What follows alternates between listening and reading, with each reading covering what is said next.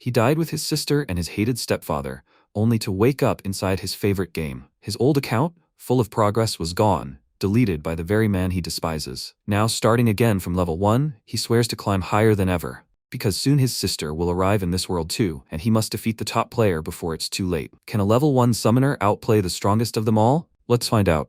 The story began when Imabayashi Ayumu, the adoptive father of the protagonist Ijima Shinobu, said that he had deleted his account. He asked him in confusion why he had done that. The man replied that he had been living there for 4 years. They were in debt when his father died. His mother had died before him, and he and his sister had nowhere to live. As his father's friend, he had taken them under his wing. He should be grateful. He nervously agreed and thought that his adoptive father had inherited a fortune that would have been enough to live a comfortable life. When they lost their parents and home, their debts were passed on to them, but he paid them off and took them in. He himself did not know the reason, but he was not interested in them. He did not care about them much, and the government, in their case, only provided minimal assistance. That was why he always had to work part-time. No love, no care, none of that. The only thing that keeps him alive, it's his sister. The game on the phones is Levita Online. It is an MMORPG that allows him to feel free and gives him complete freedom of action in the endless open wastelands. He was among the top players. The only thing that interests him now is MC, holding the phone in his hands, asked why he deleted his account. Ayumu with a sly smile asked, he is going to move out of here after graduation, right?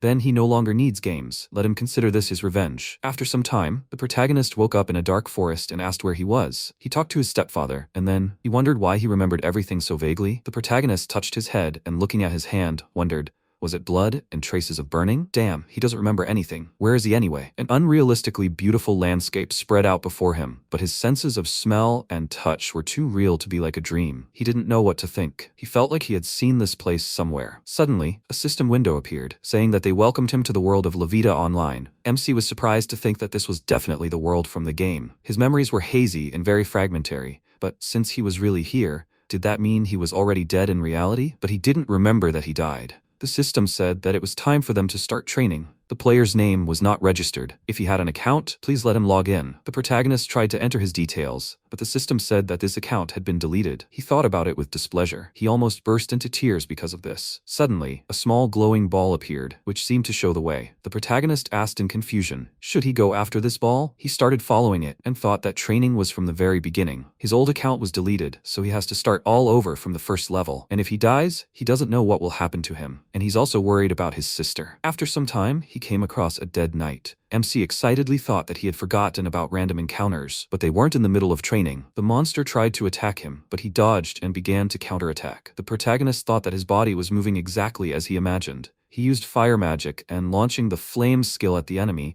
shouted that he couldn't die, so he would die. The skeleton took the attack in his hand, causing his cloak to burn. The protagonist happily thought that this was great. He could touch him, but he was scared. The dead knight is an excellent fighter, but he has one drawback. He is fragile. Levita Online is a game for phones with a complex combat system. For example, you can cancel a parry with a blow. You can also create your own fighting technique here. He knows this game inside and out, and so he will not lose to him. MC armed himself with a sword and defeated the dead knight in an instant. After this battle, a system window appeared, which said that the level had increased. He was sent a gift box. He happily noted that he finally received stamina restorers, and he was wondering where the box was. Now he is sure that this is Levita Online. He is even starting to like it. Suddenly, a dead rock grabbed him from behind and flew into the air, and then the monster took and let him go. MC was frightened to think that no one could defeat him before, but now it looks like he will die. He crashed to the ground, and a moment later, woke up in the same forest. A system window appeared with a greeting, which said that it was time for them to start training. First, he needs to register a name. In the event of his death, he will receive fines and punishments. The protagonist, completely perplexed, noted that he had just died. He looked at his stats and said that his level had increased. Is this a zombie attack tutorial? The game is full of holes. The most common one is that you can't get a penalty for dying during the tutorial,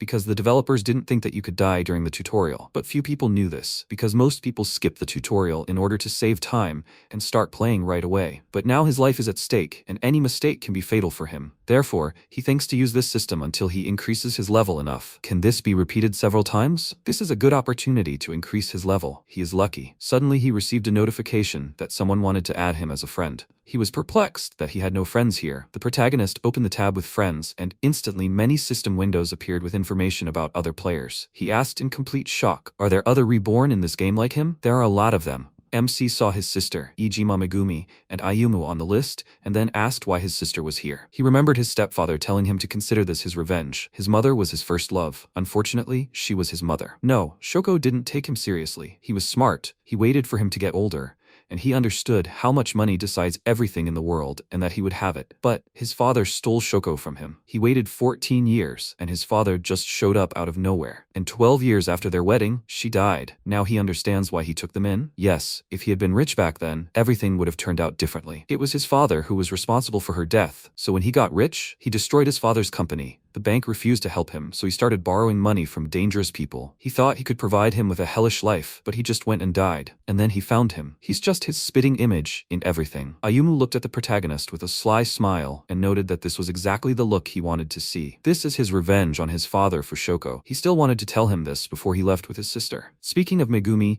she looks a lot like Shoko. Don't you think that's wonderful? This world is too cruel. Since Shoko didn't become his, then he'll take his sister. Megumi will belong to him. By the way, when he found out about his game, let him forgive him. The protagonist nervously asked, "Does he play this too?" Ayumu, with a furious face, answered that he started playing this recently and he's already rank 5, but then he looked at his save. He was at rank 93, right? And for 3 years he hasn't spent a penny on this game? And here he is, deciding to fork out some money. He exclaimed in surprise, did he seriously spend money on the game? And when is he supposed to play if he lives with him? And anyway, this game has a complex combat system, which means that even without a strong weapon, you can easily defeat the enemy once you understand everything. Ayumu laughed and replied that he wouldn't believe it, but he had never seen an ordinary player defeat someone who buys there for real money. Suddenly, Megumi burst into the room and warned that a fire had started. They needed to escape from here. Ayumu ran to the elevator, but when it closed, he exclaimed that he was not going to die here with them. In an instant, a powerful explosion was heard on their floor. MC hugged his sister in the air at the last moment and thought that they were falling and would not survive. But at least he would die with his sister and she would not be left alone. At this time, a system window appeared which said that they thanked him for taking part in the event Convocation of the Best Players. An error was detected in the data transfer system. The protagonist nervously said that he remembered everything now. They fell. Wait, summoning the best players? He and Ayumu were summoned to this world because of him? Then how did Megumi get here? He read in confusion on the system window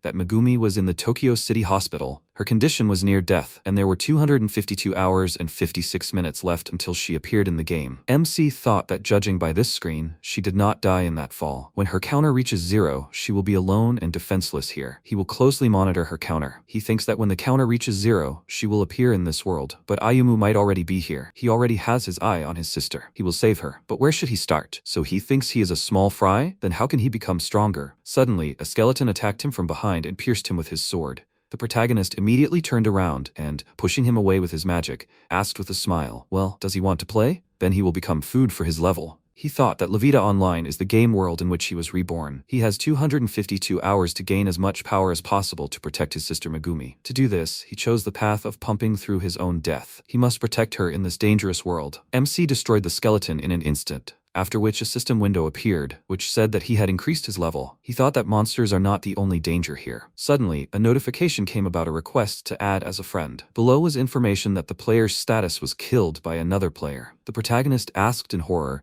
can players kill each other here? He thought that it turns out that he can also be attacked. He must raise more levels as quickly as possible. Although he is weak now, he's going to become stronger by using cheats. After some time, the protagonist killed a few more skeletons and noticed that with increasing level, he began to die less. But it is hard for him to fight when there are a lot of opponents. If only he could use summoning. His profession is a summoner. This consists of summoning various creatures to fight on his side. Summoned creatures are usually obtained from various events or gacha, but since his data is deleted, he has nothing. What a damn bastard, Ayumu. He even had Gabriel on his account. This is one of the strongest creatures. He had to work hard to get it. Okay, no time to worry. It's time for him to move on. During the training, you must strictly follow the indicated places. As a punishment, a strong monster will appear that will slow the player down in his endeavors. That's why he does not finish the training and goes off route. After some time, MC arrived at the ruins of the ancients and thought that this place is one of the most difficult dungeons with high-level monsters. This is the best place to level up. Usually, players go through this towards the end of the game. He opened the gate to the dungeon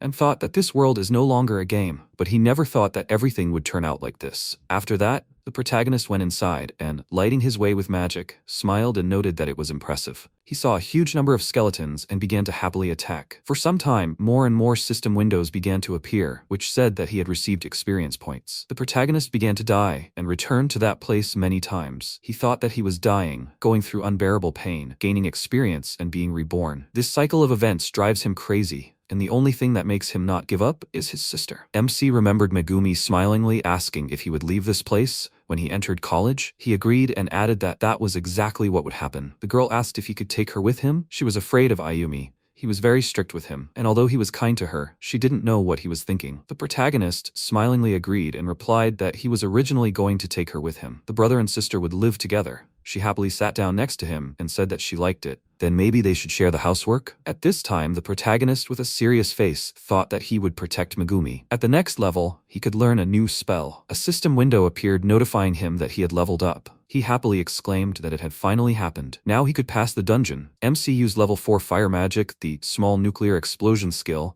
and in an instant, absolutely all the skeletons were destroyed. After that, a lot of system windows appeared, notifying that he had leveled up. He happily noted that upon reaching this level, experience from weaker monsters does not work, so he needs a bigger fish. After some time, the protagonist came to the boss and said with a smile that a lot of time had passed since his last time here. The immortal king, the lord of the undead, used the skill Death Sentence and instantly killed him. The protagonist flew out into the street from such a blow and noted that he killed him with one blow. Okay, at least it's better than dying in agony from skeletons. He does not know how immortal he is there, but he is not worse. After some time, he thought that again and again he died. After all these actions, MC again reached the boss and began to fight. The immortal king used the most powerful skill, Rose Hades, and directed it towards him. He used level 4 magic, the full magic defense skill, and, having blocked the attack, thought that he had finally managed to completely destroy his defense and remove some HP, but he was still very far from victory. But still, he knows all the weaknesses of this king. At the moment when the immortal king tried to use magic, the protagonist used the Seraph summoning skill and tried to attack him. The monster calmly took and pushed him away with his hand. The protagonist nervously noted that it was not for nothing that he had a recommended level of 95. This boss is strong and tenacious. Okay, all or nothing. He used level 3 magic, the self-destruction skill, and thought that this was a self-destruction technique that consumes mana and health. In this game, this skill is as strong as it is dangerous, but it is rarely used due to death penalties. He will die until he can defeat him. After using the skill, there was a bright flash and MC woke up on the ground. He stood up and asked discontentedly, did he really lose again? Suddenly, a system window appeared, notifying that he had received items. For killing the undead lord, he received the following items. Cloak of the one who surpassed wisdom itself. He joyfully exclaimed that he was finally able to kill the immortal king. He was very tired. The system window said that he was level 72, and the player had not yet set a name for himself. The protagonist thought that he was already at level 72. Most mobs are level 10. Kings, heroes, and the like are approximately level 50. He would say that he had enough of leveling now, but his previous account was level 99. But he does not think he can level up here again. He put on his new equipment and, taking on a new appearance, said with a smile that it was time for him to move on. To complete the training, he needs to touch the ball, if he remembers correctly. A system window appeared, saying that he had used equipment: the short staff of the sage who rules over death, the light armor of the king, the bracers of the dead, the cloak of the one who has surpassed wisdom itself, and the ring of death. The player's name was not registered. The protagonist noted that his real name was still visible to everyone. The player's name was Shinobu Ijima. A system window appeared, saying that the player was registered and the training was complete. As a reward for completing the training, he would be given a profession skill selection sphere. He received the skill Heaven's Fury. MC asked in confusion, a profession skill sphere and Heaven's Fury? He doesn't even know what it is. Although no, he knows. Heaven's Fury is a skill that was supposed to appear in the next update. After some time, he woke up in another dimension. The protagonist asked in confusion, where is he? The administrator of the game, Levita Online, greeted him and replied that a global update was taking place. Logged into an authorized account. She is the administrator of this game. He asked in wild shock, did she call everyone here? The girl replied that a fire started, and then the event, so let him forgive her, but she will not give him an answer to this question. He is the first to go to the Agartha Key. As a reward, he receives a new task, 13 steps on the way to the perfect city. The protagonist asked in bewilderment, what is this? Doesn't the game start right after the tutorial? He thought that he had heard this somewhere before. Wait, that's right, a global update. MMORPG games sometimes have global updates, and these are significant events. Agartha Key was supposed to add a lot of new things to the game, but MC asked with a serious face, isn't this event still 2 months away? Why is he the first? The administrator opened the admin panel and replied that she would look now. Player identification is impossible. She starts scanning the data. Suddenly, the system announced that an error had occurred. The player's data had been deleted. She asked in confusion how this had happened. The protagonist watching this excitedly asked what was wrong with her. The girl replied that she was now comparing his old data and looking through the logs. There had been an unauthorized login to his account, and the person who had logged in had deleted his data. She submitted a recovery request. He exclaimed in wild shock. Could she restore everything for him? She replied that, alas, although the login had been unauthorized, selling items and resetting the deletion of his account were not prohibited by the rules of the game, so this could no longer be restored. But she can restore everything he ever got from the gacha. She has now downloaded his data from the test server. That's why he is the first one to switch to the global update. MC pointed out that she can't restore his data, but she can restore his items from the gacha. At the same time, he is the first one to switch to the new update. Can she explain it better? The administrator apologized and said that she couldn't say anything more about it. He thought nervously that it hurt him to hear that his level and items couldn't be restored after all. Well, at least she tried. The protagonist said that he even knew who did it. The girl opened the admin panel and warned that their time for talking had come to an end. It was time to start his quest. 13 steps to the perfect city. He excitedly shouted for her to wait. He still had a lot of questions for her. She replied that she couldn't tell him anything more. The most difficult quest, the perfect city in the middle of the world, had begun. A moment later, he found himself in a cave. MC stood up and thought that, in the end, he hadn't learned anything useful. Since only he could use the update, he hoped that there would be something useful here. Agate's Key is a hierarchical dungeon. He was currently on the first floor. Here, either he kills the bosses or they kill him. You can only escape after clearing the floor or in case of death, and his training was already over. So this death will be his last, and what will they tell him to do? Wait, right, she said that she was able to restore his items from the gacha. The protagonist opened the summons menu and, seeing that summoning was impossible, exclaimed, "Is this all disabled? He can't summon anyone." Summoner is a very unpopular class. They are not subject to resurrection from players, so they always have to respawn in the city. It turns out that he is doomed to die. Let the administrator resurrect him and restore him. He thought that he has no way out. He will have to go through at least the first floor. But he doesn't even know what kind of monsters live here. Suddenly,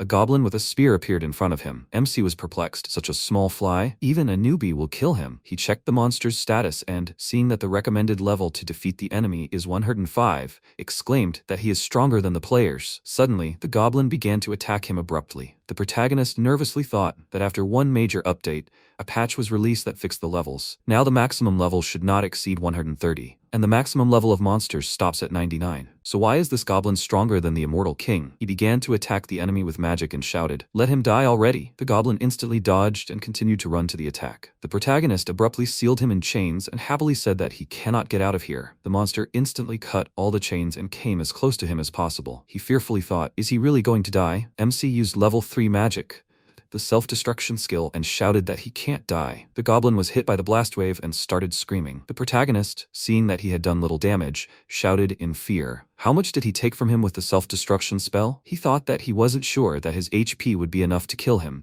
because self-destruction was taking his life. The protagonist used the recovery sphere and thought that he would have to go all in. Every time you level up, you get a recovery sphere. This fully restores HP, mana, and stamina. Since self-destruction takes away some of his HP, he will activate it and use the sphere. And he will do this until he kills him. Although this is a waste of such precious things, it is much better than dying here. MC began to frantically use the self-destruction skill and heal himself with the sphere, until he eventually killed the goblin. A system window appeared, notifying that he had killed the legendary goblin. He had leveled up and received items. The first floor was cleared. He had received the Salvation Skill Sphere. The protagonist was shocked to think that after many had criticized that summoners could not be revived and restored by the magic of others, the developers had added a skill to do so in the latest updates. Summoning had also become available. He no longer had to worry about being attacked as soon as he left the dungeon. The administrator had sent a notification to all players that a global update was available. This notification was intended for all Levita online players. New dungeons, skills, and level caps had been fixed, as well as much more. All those summoned here would receive an update from the moment the last player logged in. The last player logged in on October 23rd. MC, hearing this, thought that this was about Megumi. Her second life would start from the first level, and if she died, she would disappear forever. He has to protect her, so he will live and become stronger. The administrator announced that this was all. She wished them a pleasant game. After some time, Aaron and Claire ran in the forest. He excitedly noted that they had run far. They had nothing to be afraid of anymore. The girl asked if his sister was hunting these monsters. She hoped that everything would be fine with them. Aaron stroked her head and said that she should not worry.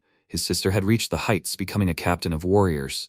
and he had also heard that a sorcerer would come and save them. Suddenly, a huge demon found them and immediately began to attack. The guy fearfully pushed his sister away and shouted for her to run away. She excitedly exclaimed that he should run too. He armed himself with a sword and shouted for her to run away already. When she began to run away, Aaron excitedly wondered if she would forgive him. He doesn't think he'll be able to return home, but at least Claire will survive. He has to protect her. Suddenly, more demons appeared and grabbed the girl. He tried to attack the monster, but only broke the blade of his sword with a blow. The protagonist instantly appeared and cut off the hand of one demon. Claire began to fall, but at the last moment, she hung in the air. She screamed in fear. Why was she hovering? The protagonist, using the skill Transparent Curtain, thought that it was great that they did not see him. People in this world become victims of monsters. How he would like to just leave everything as it is. But then he will not forgive himself for this. He began to attack the demon, and with one blow deprived him of half of his body, and then asked, "So this is how strong level 80 is?" He wondered how strong his magic had become. MC grabbed the staff and using level 5 magic, the skill 100 Blades, began to destroy all opponents. He thought that in the game Levita Online, having already reached level 30,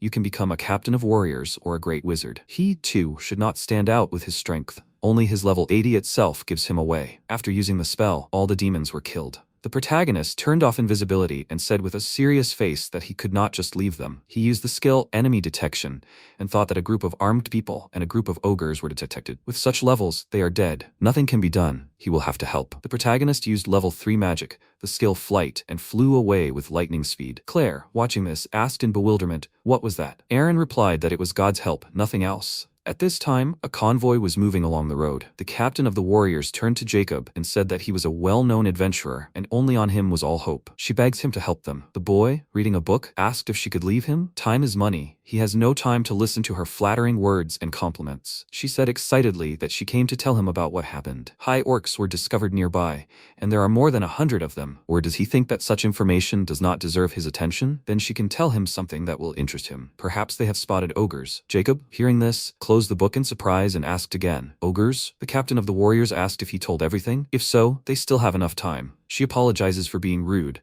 but last night her warrior saw something similar to a horde of ogres. He asked nervously, "And why are they, Ignoramuses, so much trouble?" She understands that even he cannot cope with a horde of ogres alone, and besides, there would be nothing left of her warrior after such a meeting. That's all. And yes, since she wasted his time, she will be punished. Although he does not think that this is even close to punishment. She is very beautiful. If she dines with him tonight, he will forgive her. The girl thought excitedly that there are rumors that he is very weak to women. If she agrees, then what will happen to her later? No. She will achieve her goal at any cost. She said that after all, they say that he can use second-level magic. Jacob, with a sly smile, agreed and exclaimed that he has reached all the heights of humanity and knows the highest fire magic, and its name is Ordinary Flame. But in a year, he will have to make some adjustments. He is almost close to getting the title of the Fire Dragon King. The warrior captain asked in wild shock, "The Fire Dragon King? So this is what second-level magic can do?" Jacob said that in a little while his title would change from the Miraculous Flame to the Fire Dragon King. She thought in surprise that he was very capable, and he would definitely be able to kill the monsters. She would protect Claire and Aaron with all her might. Suddenly, a warrior called out to them and warned them that they were here. The girl excitedly asked how many orcs there were. He answered that they were not orcs, but ogres. Instantly, the monsters began to attack the entire convoy and destroy the knights. The warrior captain thought in horror that this meant that the news was true.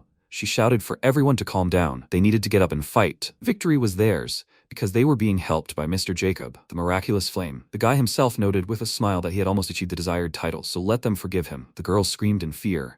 Was he really abandoning them? He screamed with a mad smile that time was money. He was very talented, so why should he die with them? The captain of the warriors replied that together they would defeat them. Besides, they had made a deal. Jacob said with a sly smile that he agreed. The deal could not be broken, but now they would all die anyway. No one would ever know about it. The girl resigned herself and, remembering Aaron and Claire, apologized to them. At that moment, the ogre began to attack her, when suddenly the protagonist appeared, who effortlessly blocked the blow with his sword and accidentally cut the monster's club. He sighed and asked how he could get used to such power. The protagonist began to fight the ogres and destroy them all. The captain of the warriors, watching this, thought in wild shock that they were attacked by ogres. Their appearance is abnormal, like a natural disaster. But what is even more abnormal is that guy. At this moment, MC, fighting with ogres, noted that this weapon will not work. He thought that ogres of level 80 would be more difficult. He thought in bewilderment, but what is going on? Even if they are NPCs, but even in such numbers they cannot cope with at least one ogre, they are weaklings. He decided to help them only because they are too weak.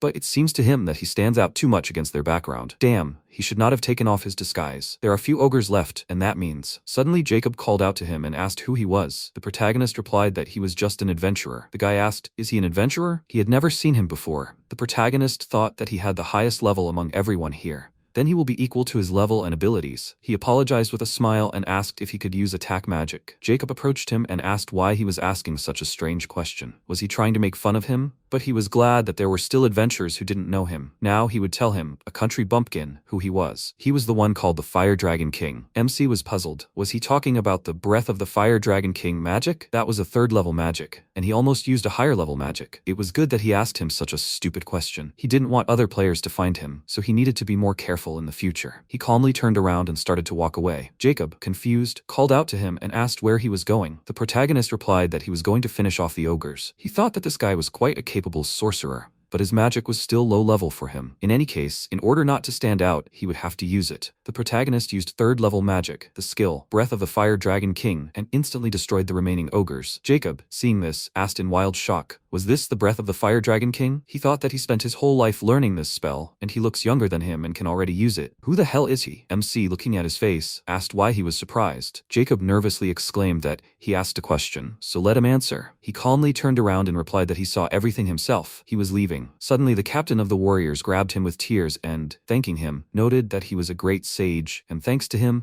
they were all alive. The protagonist nervously exclaimed, why did she decide that he was a great sage? The girl asked in confusion, but he used third level magic, didn't he? Only people no lower than the great sage can use it. He apologized with a smile and added that he was far from being a sage. He thought that young man over there would be better than him. She replied that Jacob was very talented, but he had yet to master third level magic. That's it. It's time for him to go back. They should thank the great sage for saving them. Let them not forget to report the situation to the capital. MC thought that he wanted to be inconspicuous. Even if he left now, rumors about him would still spread. He called out to the knights and asked if they could help. Let them please look here. Everyone looked at the sphere in his hand with interest. The protagonist thought that he would make them forget everything. He used fourth level magic, the mind alteration skill, and instantly cleared their memories. After that, the protagonist sighed and said that it was close to failure. He couldn't believe that the average level in this world was so low. Now he understood the administrator's words. This was the time for Megumi to enter the game and begin her training. It would start in 10 months and 23 days. Time here flows differently than in reality. So, more than 100 years had already passed in the Levita online he knew. His knowledge of the world might now be different, and this world was now an unknown to him. At this time, the warrior captain came to her senses and said with a thoughtful look that she was saved by Mr. Jacob. Thank him very much. Thanks to him, they were all alive. The guy himself said devastatedly that he would never forget how he used the breath of the Fire Dragon King. She asked in bewilderment,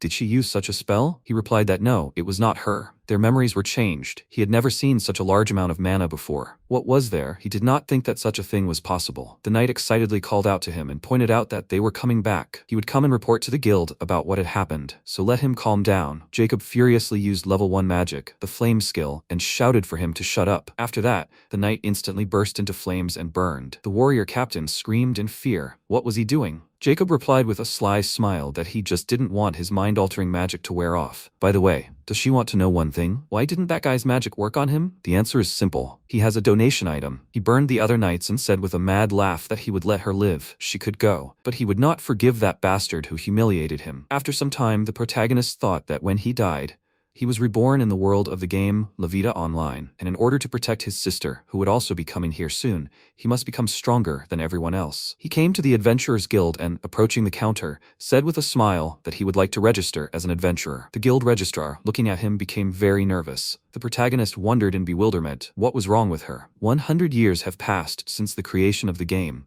and he does not know all the intricacies of this world. That is why he decided to become an adventurer. The girl asked if he wanted to become an adventurer with such equipment. She had never seen anything like it before. The other adventurers, sitting at the table and hearing this, mockingly shouted that his mother probably made it for him. The protagonist himself asked, "What's the problem?" The guild registrar with a thoughtful look explained that black equipment is the lowest. He wondered in bewilderment, black is the lowest? The MC said he would take her comments into account, but let her register him. The girl noted that he seemed to have big money problems. To register, let him put his hand on the magic ball to determine his abilities. He became worried and thought that he was now level 80. Yes, it would definitely break. The protagonist chuckled and said that he had changed his mind. She replied that it was good because life was more precious. Exchanging life for money, that was the guild motto. Suddenly, Jacob entered the room. He nervously wondered if he was with those people he had saved. The guild registrar, seeing him, excitedly asked if she should bring him tea to the guild master's room, or maybe coffee. He replied that today he wants tea. The protagonist thought that he had erased his memory. He should not remember anything. Perhaps he should leave the guild. Suddenly, Jacob called out to him and warned the girl that he would go with him. She asked in bewilderment,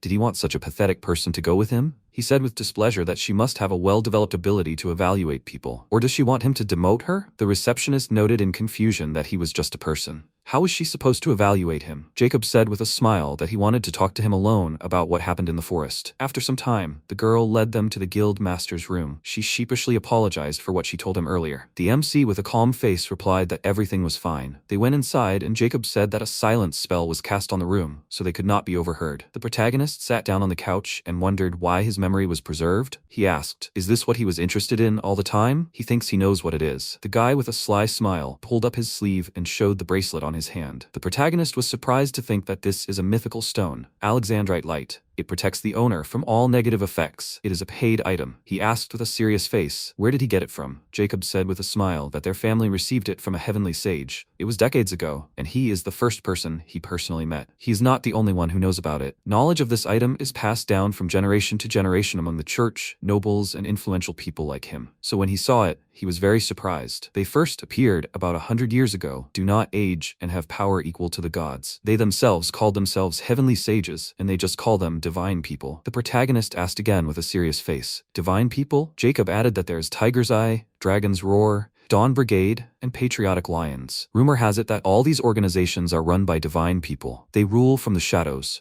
Because of them, the world has changed a lot in the last 100 years. He thought that these were the names of famous guilds from the game Levita Online, but from his stories, he got the information he wanted. It seemed that the players had united into guilds and were doing whatever they wanted. The protagonist asked, what did he want? He had just shared information with him, so what did he want in return? Jacob answered with a smile that he just wanted to establish good relations with him. That's all. He was hiding his identity, wasn't he? Besides, he didn't want others to know about his existence. That's why he had erased their memories. But since he had found him, he wanted to establish friendly relations with him, or else he would have to give him up to them. MC thought with a serious face that he hadn't expected anything good from such a meeting. He noted that he was quite the blackmailer. He knew that he was stronger. What was stopping him from killing him right here in the blink of an eye? Jacob asked with a smile. Was he trying to threaten him? Then let him answer. Why didn't he kill him back in the forest? Why did he save them all? The protagonist answered that he just wanted to. The guy asked with a sly smile. Maybe he was lying? Why should he believe his words? Most likely he was just not the kind of person who would easily kill another. He thought that he just didn't want to kill people. It was disgusting, and besides,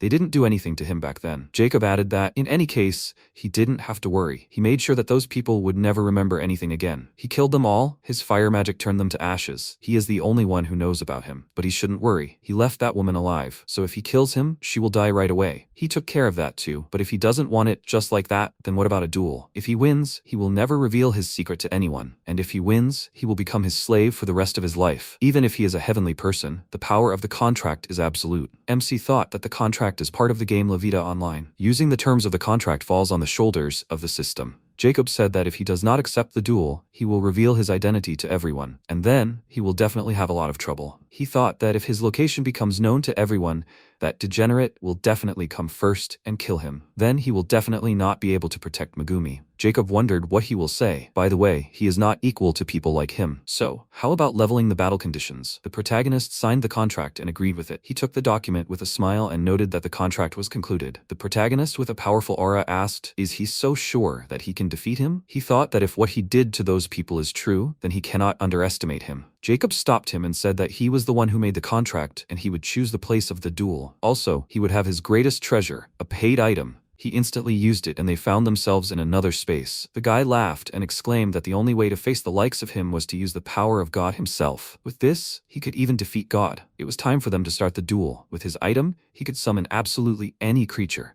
Let the legendary creatures from myths and legends come. MC nervously thought that this was bad. Gabriel was the only one of the 6th level that he could summon now. If he summoned more than one higher level creature, he was dead, especially if he summoned Lucifer himself. Jacob used 4th level summoning magic, 4 great spirits, Salamander, Undine, Dwarf, and Sylph. The protagonist, seeing this, thought in bewilderment, does he want to kill a god with this? Is this the maximum he can summon? This is better than most other summons, but Levita Online is full of creatures much stronger than these. Why does he think he is a god? Jacob shouted with a wild laugh. He is so scared that he can't even speak. He is also a summoner. Come on, let him summon as many creatures as he deems necessary. The protagonist thought, what does he really not know? Does he really think that the 4 great spirits are the strongest creatures? Why did the people in Levita Online become so weak? To become so weak, they must have stopped leveling up. So the guilds monopolized all the hunting grounds and dungeons for their own experience? He said with a calm face. I mean, he finally understood why Levita Online has fallen into decline over the past 100 years. The reincarnated seized power and began to do whatever they please. He doesn't have time to mess around with him. Since he said he could summon as many as he wanted,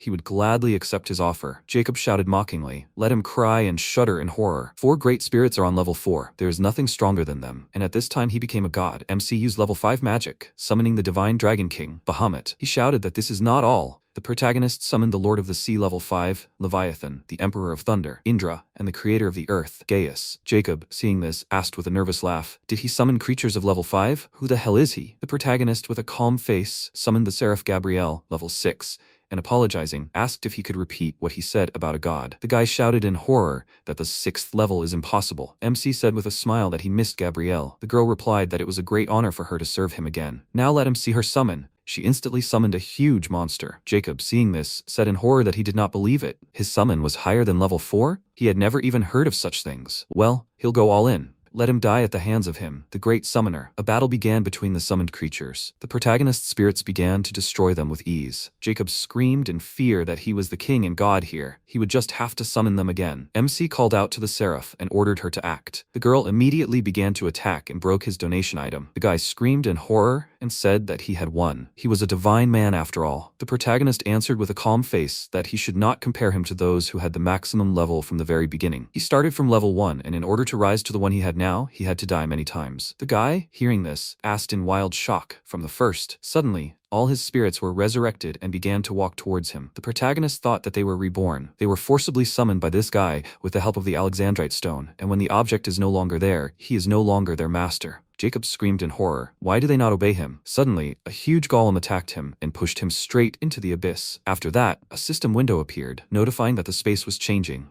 The next day, MC, holding a newspaper in his hand, thought that there was a commotion in the city now. A squad of soldiers was brutally killed, and Guildmaster Jacob disappeared. Their murder was blamed on this guy. Jacob went crazy in an attempt to reach the 3rd level of spells, and in this state, he killed the soldiers. And the only surviving witness to this is the captain of the warriors. But everyone thinks that he left the city. And what should he do now? He changed the memories of all the inhabitants using memory control, and how hard it was. Ah, if only he could rest a little. The protagonist saw the warrior captain return to her loved ones and thought with a smile that if he had made a mistake somewhere on even one person, the consequences would have been terrible. After all, human malice knows no bounds. But despite this, he needs to move forward. He needs to become even stronger. Leveling up, items from guilds, a hidden dungeon that only he can enter. This world was brought to this state by those who consider themselves heavenly people. Therefore, the next step on the path to protecting his sister will be to kill these gods. He called out to Gabriel with a smile and invited her to come with him. She agreed and noted that she would follow him even to the underworld. Sometime later, Matrion the White, one of the 3 sages, beat Alice Cecil, a beastman from a family of military mages, and asked if she hated him. The girl furiously replied that she would kill him. He calmly said, let her hate him. After all, he uses them as food to become stronger, but he will always hunt people like her. He needs to reach level 99 and overcome the limit. Therefore, he will kill all the reincarnated. After some time, they set off. MC noted that he was still not very accustomed to killing. Gabriel replied that, in the end, he was hostile to them. Therefore, death is the only way out for him. He thought that the story of this girl was quite interesting. She was a maid who recognized her master as a god and swore to serve him forever. And because of her loyalty, she is ready to turn into a ruthless killing machine just by one order from him. The protagonist asked her not to kill people so frivolously. Gabriel replied that he was right, but their enemy was an infidel. That was why she dealt with him without remorse. He thought that sometimes she frightened him. The protagonist pointed out that there would be no killing, no torture. Everything was his order. She put her hand on her heart and said that she obeyed him. His will was her law. He smiled and noted that she was exaggerating. Sometimes it seemed to him that if he told her to kill herself, she would do it with pleasure. Suddenly, Gabrielle crushed her heart without a moment's hesitation and said that it was an honor for her to serve him. She crushed her heart, but it was not enough. He needed to wait until she ran out of strength. The protagonist nervously exclaimed, let her stop taking everything literally. Let her use healing magic lively. The girl agreed and healed herself. He noted that she was truly loyal to him until death. Gabrielle said that she can do everything from cooking and cleaning to fighting. Just let him give her the order. She can even take care of him at night. Suddenly, a system window appeared, warning them to stop. The girl pointed out that the game is for all ages, but he is only 17 years old. It seems that she will not be able to take care of him tonight. The protagonist replied that this is good. He thought about the existence of other players and the current world map. He received quite valuable information. MC said that what he needs now is strength. Gabrielle asked if the summoned creatures are not enough for him. He agreed and noted that they are his strength. But it does not matter how many he summons. If they attack with a large group of level 99 players, they will lose. If Jacob was telling the truth, the guilds united. They divided all the lands into several groups and completely owned them. They all try to balance each other. But he doesn't think it will last long. With the new update and the new level cap, their balance will collapse. If that happens, a large-scale war cannot be avoided. He must become even stronger as soon as possible. The protagonist thought that the update would come into effect with the arrival of his sister in this world. He has about 10 game mods. Gabrielle asked how he was going to become stronger. He replied that firstly, they would hide from other players. For now, he is the only one using the new update. He must level up before everyone else in order to be one step ahead of everyone. But it is not effective to level up alone. The girl asked if that was the case. Wouldn't it be better for them to team up with someone? MC replied that she was right. Therefore, he wanted to make friends with the residents of Levita online. She asked in confusion, wouldn't they be too weak? He agreed and added that he thought there should be some explanation for why they were so weak. Take Jacob, for example. He is quite strong, but he does not know about many things in this world. For example, about demons. Over the past 100 years, he thinks that the players had their hands in all this. They destroyed all information about it and took away the inhabitants' hunting grounds. Therefore, they cannot gain a single level because killing anyone is prohibited. Gabriel noted that the inhabitants of this world are not weak. They were simply forced to become so. The protagonist agreed and said that among the inhabitants there must be at least one uncut diamond, and if he finds one, he will make him his disciple. Okay, it's time for them to go. The girl asked how they would move. He replied that by any hidden paths, where the likelihood of meeting players is minimal. After some time, they arrived at the slave market. The protagonist said that, although he did not want to, he could not appear in the central square. He looked at the girl who was being presented at the auction and noticed that she was smaller and prettier than he thought. Gabrielle said that a slave was just a commodity. If he wanted to buy one or more, he should look at the quality of the goods. The protagonist thought that she was beautiful, and that was all. He was disgusted by all this. He was going to throw up soon. He asked if there was anyone here for the status of a disciple. She asked if he wanted her to choose. MC replied that he just wanted to hear an opinion different from his. Gabrielle said that if he wanted to know about her preferences and hobbies, a boy of about 10 years old would be an excellent choice. He asked in confusion, did she like little boys? She nervously answered that of course not. He is the most important thing and serving him is the highest good. But if he were a little boy, then she would. The protagonist interrupted her with a smile and said that he would choose himself. After some time, they began to study the market. He saw a supply warehouse and headed there. At that moment, the merchant was brutally beating Alice and shouting that she belonged here. She wasn't even for sale. How she infuriated him. Let her never dare to set eyes on him again. The man swung his arm to strike when suddenly the protagonist grabbed him. He asked in confusion who he was. MC answered with a smile that he was a client. He just got lost. The merchant noted that he was not allowed to be here. He apologized and asked if this child was a slave. The man exclaimed that she was not for sale, or rather she was a slave, but she planned an escape. The protagonist wondered why she wasn't for sale. The merchant answered that everything was sad. In such a state, it was impossible to find a buyer. He looked at her status and thought that she had too many negative statuses. The protagonist asked how this happened. The man said that she had been like this since the moment he took her. In addition, she furiously dug her claws into the client who was rude to her. And now,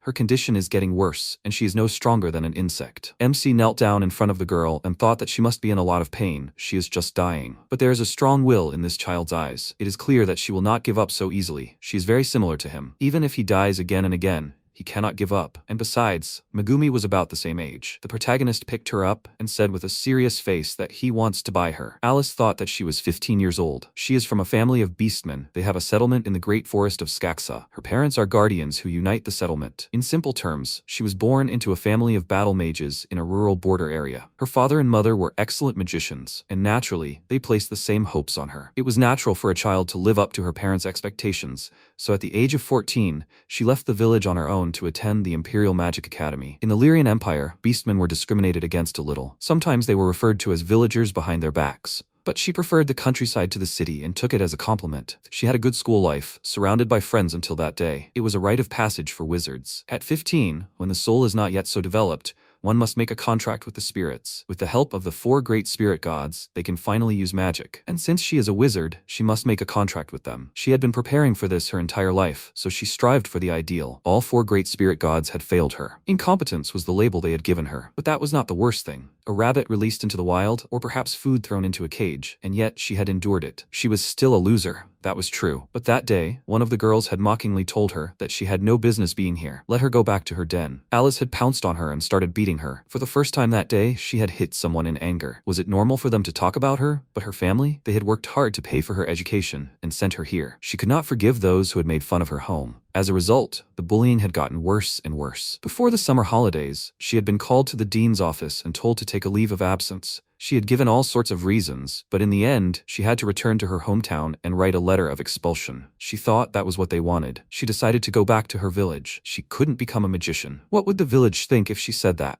Her parents, her childhood friends, the kind aunts and uncles in the neighborhood. They would probably look a little disappointed, but they would still welcome her warmly and cordially. Knowing this, she becomes even more so. First of all, she will apologize, and then she will work hard. Even if she can't use magic, she is the guardian of the forest, and so when she finally came home, she was greeted by fire, smoke, and the smell of blood. That day, Alice looked at the completely destroyed village in horror. Matrahana used the 5th-tier magic, the skill Catastrophe, and attacked her. She instantly fell to the ground and thought that she was hot and painful. What was going on? The guy said with a smirk, petrification, curse, poison, confusion, demonic seal, paralysis, fragility, madness, infection, weakness. He had cast many bad statuses on her. Was she still alive? Alice screamed in horror that her mother and father were still in the village. He replied with a smile that he had killed them all. Maybe she hated him now? He could easily kill this entire village. But did she know why? Because he was too strong, and she was weak, for now. Alice asked in horror what he wanted to say. Matrajana replied that she didn't have to understand. Just let her hate him, it would help her. And now he was going to sell her to the slave market. This was another seed of hatred he was going to sow in her. Even if she got rid of the statuses, at best she would be a comfort slave. She would hate him so much, and she would be so strong that she would fight to get out of it. And then, she will appear before him as not just a bag of meat, but as an experienced bag of meat. Well, if she survived at all, Alice furiously shouted that she would never forgive him. Let him say his name. Matrion replied that it was up to her to decide whether she would die or not, but he liked various exotic souvenirs like her. Unfortunately, he had long since abandoned his name, but people preferred to call him Godslayer. He liked this name more, for it was the name of the person who would eventually deal with all the revived.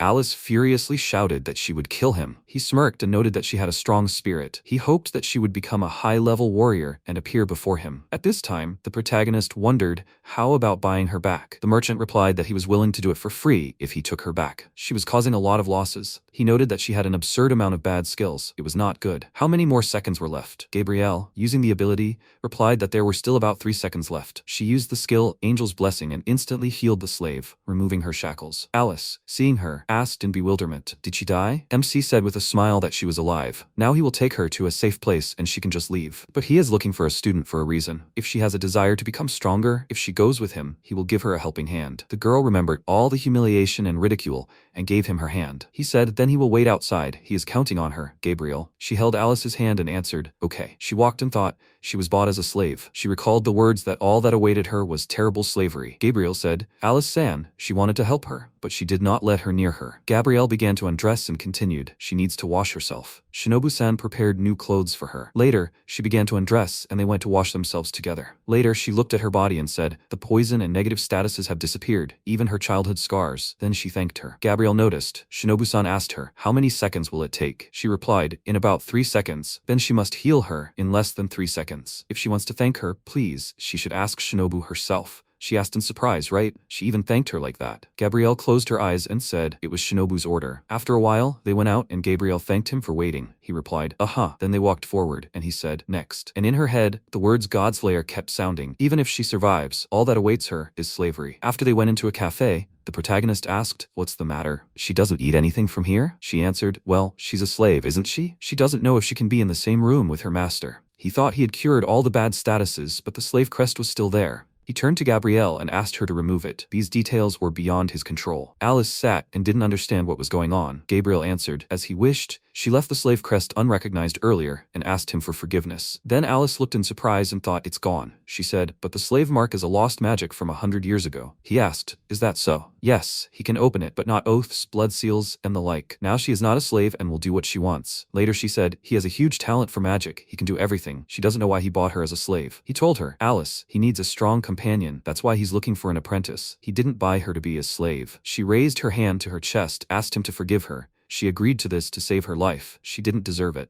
He asked in surprise, why? She answered, she can't be strong. She's incompetent, that's why. He looked at her menacingly, and they went further into the forest. Later he said, okay. He thinks they've already gone far enough from the city. She asked, is it night already? Are they going now? He disagreed and added, he's just returning to their base. He doesn't want people to see this magic. Third level, flight. She asked in surprise, are they going to fly? He told her to close her eyes if she's afraid. Fourth level, denial. At that moment, they flew high into the sky. She clenched her fists and shouted something in surprise, then calmed down a little and asked, what? Wow, they're above the clouds. He asked if she was scared. She disagreed and added that it was beautiful. But his mastery of magic, Shinobu-san, is he a god? At that moment, he coughed and said, some people call themselves gods. He is just a man. Gabriel added, Lord Shinobu is a god. Alice screamed, someone who can easily handle 4th-tier magic cannot be a simple man. Then she asked why he took someone like her as a student. The protagonist turned around, called out to her and asked if she knew that the world is round. She asked in surprise, round? But isn't the world flat like a map? He pointed his finger forward and told her to make sure of it, and they flew around the world, around the globe. After a while she said, it's true. The world is round, because it goes around the edges. The protagonist raised his hand up, agreed and added, then they only see clouds in the sky. Does she know that behind the clouds in the sky, there is pitch darkness? She looked at the sky in surprise, and he continued, there are many things they won't be able to see unless they change their point of view, like now. She says she's incompetent, but she doesn't know a lot, including whether she's really incompetent. But if she's surprised by this every time, she won't be able to handle it, so she'll have to wait until next time. Alice closed one eye and said, next. Then she spread her arms and said joyfully, after he showed her this, what else should she be surprised about? The protagonist smiled and said, that's right. The game was easy to walk back and forth with just one command. Level 5, Excalibur. After a while, the base of the sky castle of Asana. He smiled and said, in other words, his house. Alice was very surprised and screamed, this house is too big. The sky palace of Asana is the base where Shinobu's summoned servants live. They walked down the street and Gabrielle asked, what will they do now? Master Shinobu. And regarding the level 6 survivors, does he want to meet the leaders? He disagreed and added that it can wait. First, he will train Alice. She is still at level 1, and it is difficult to say when she will advance to the next level. Alice turned and asked in surprise, what does it mean to train her? What exactly does he want to do? He raised his hand to his chin and noted, that's right. First, Alice must sign a contract. She asked, a contract? Alice couldn't make a contract with any of the 4 great spirits, right? He agreed, and she lowered her head and added, because she had no talent. The protagonist said, that's not the point. Just because she couldn't sign a contract doesn't mean she's incompetent. First of all, Alice, can she explain the level system in her own words? She agreed and added, in general terms, when he takes away the life force of a person, monster, or any other defeated object, the soul's level will rise. The level is a numerical expression of the soul's rank, which is a phenomenon known as status growth. Blessing correction. Alice said, status growth is the growth of physical abilities and so on, which is spiritually promoted by the strengthening of the soul as the level rises. She couldn't make a contract with the 4 major spirits, so she has no growth compensation from their blessings, even if her level rises. The increase in his status will be excessively small. In a word, there will be no growth. He said thoughtfully, I understand. The situation is certainly complicated, then raised his staff and said, but his profession is a summoner. She exclaimed in surprise. He uses deities of the 5th level and above. He turned to her and said that he would help her too. It's good that he didn't make a contract with them earlier. Then he added that she should forget everything she was taught in school, because she can destroy the usual way of thinking of this world. Then she looked at the gods and thought, this is the 5th level. Gods. She climbed the stairs to the top. One of the gods asked, is she the one who wants to make a contract with them? At that moment, something strong was flying towards her. She raised her hands and thought, what an overwhelming force. Shinobu-san, she can't believe that he is using them. He continued, their blessing is powerful. Although her vessel is small, she still wants to make a contract. Alice looked and thought, she couldn't make a pact even with the 4 great spirits. I wonder if she can make a pact with such great gods. If she can't, she'll probably be forgiven, but she has no choice but to move on. She raised her hand to her chest and shouted, she agrees. He said, very good. Fire Dragon God, Emperor Bahamut, Sea Emperor Leviathan, Thunder Emperor Indra, Gaia, Mother Goddess of the Earth. He continued, if she has a quality that will earn their blessing, they will make a pact with her. Alice Cecile. At this time she ran and thought, go ahead, but then streams of energy surrounded her body and she thought, something huge is pouring into her. Hot. her body is being torn apart. Meanwhile, Gabriel asked, Shinobu-san, will Alice be okay? He turned and asked, is she worried, Gabriel? She closed her eyes and replied, she wasn't worried about what he was doing, she just had some doubts. Alice-san couldn't form a pact with the four great spirits. She wondered why he recommended her to form a pact with Bahamut and the others who were even higher in rank. He replied that she should think about it herself. She couldn't form a pact with the four great spirits that everyone should form a pact with. It wasn't because Alice was incompetent. The reincarnated humans manipulated the people of this world with information so they could only form a pact with the four great spirits. He then raised his index finger and remarked, but there are exceptions to everything. The best of the best are born through divine plans. Sometimes it will look like an incompetent person who went off course. In short, afterwards, he folded his hands, smiled and asked, usually no one would form pacts with such powerful beings, right? It doesn't matter if it's a human or a spirit, it's always the same. Meanwhile, Alice was hanging on the clots of energy and wondering in surprise, did she die? Then she got angry and screamed, she can't die. She doesn't want to die. She can't die until she kills this man. She tried to free herself from these clots, stretched out her hand and said to give it to her. And he closed his eyes and said, that's right, Alice. At the point where the energy interacted with her body began to collapse, and she screamed. She needed his power. He answered, talented as the gods themselves. After a while, she sat, looked at her hands in surprise, and heard someone call her. She saw them, and the protagonist said, she's great, the contract is signed. Tears flowed like a river, and she ran and hugged him. The protagonist did not expect such a reaction, and was a little surprised, then calmed down and stroked her head, said loudly, this is his student. The system window popped up. Alice Cecile, status, level 1, faith human, current status. Contract completed, flame dragon god emperor Bahamut, Sea Emperor Leviathan, Thunder Emperor Indra, Gaia, Mother Goddess of the Earth, level 5 contract bonus. Afterwards, Alice sat down and said that she simply could not stand on her feet anymore. She just wanted to dive into the water and relax. He turned around and noticed her training had just begun. Then he asked, why was she sitting down? She asked in surprise. What? He continued. Now it was time to raise the levels. Alice's magical transformation was just beginning. She was scared, closed her eyes and asked, is this really necessary? He leaned towards her and answered, she had made a deal. It was time to think about the levels. She continued, that was true, but she was sweating because of the contract. Later, he showed her the staff. She held it with her hands and asked, is that all? Well then. The girl hid her feelings. He knows she is tired,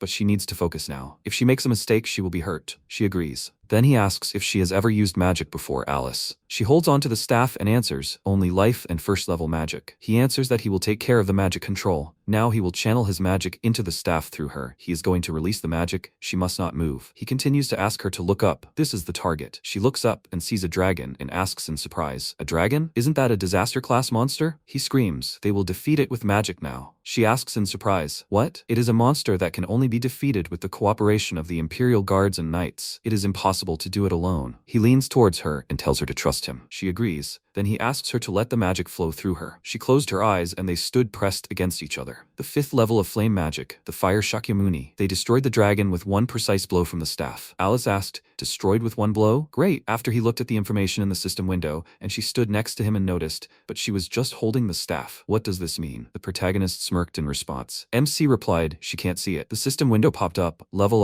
1 to 5. Beastman, Alice Cecile. Health, before 110, after 305. Mana, before 175, after 510. Strength and endurance from 2 increased to 9. He can check her status. She got angry, put her hands on her waist and answered, she has a status window that she made for herself when she entered the academy. She looked at the system and saw her new stats, then asked in surprise, is she level 5? Then she screamed, she was only level 1. There was something wrong with the numbers. The protagonist noticed she was about 2 or 3 times more capable than the current inhabitants. Every time she levels up, she gets compensation. So from now on, the numbers will be even higher. Alice looked at the system window and asked, how did she rise so much? Then she screamed, wasn't he the one who defeated the dragon? He answered correctly, but thanks to this. Shinobu showed the necklace. The system window popped up. While the friendship necklace is equipped, the experience gained by the party members will be divided and distributed equally. There is a limit to the level of promotion. Levita online help item. The experience gained by high-level players equipped with this item will be distributed to low-level party members. As a result, players can easily level up by gaining more experience without fighting. This item allows for what is called leveling, an ideal item for playing with friends. Well, he thinks. He said special items. It's not difficult. Give them the right items, the right advice, and look after them. From level 1, she will grow to be useful to him. She said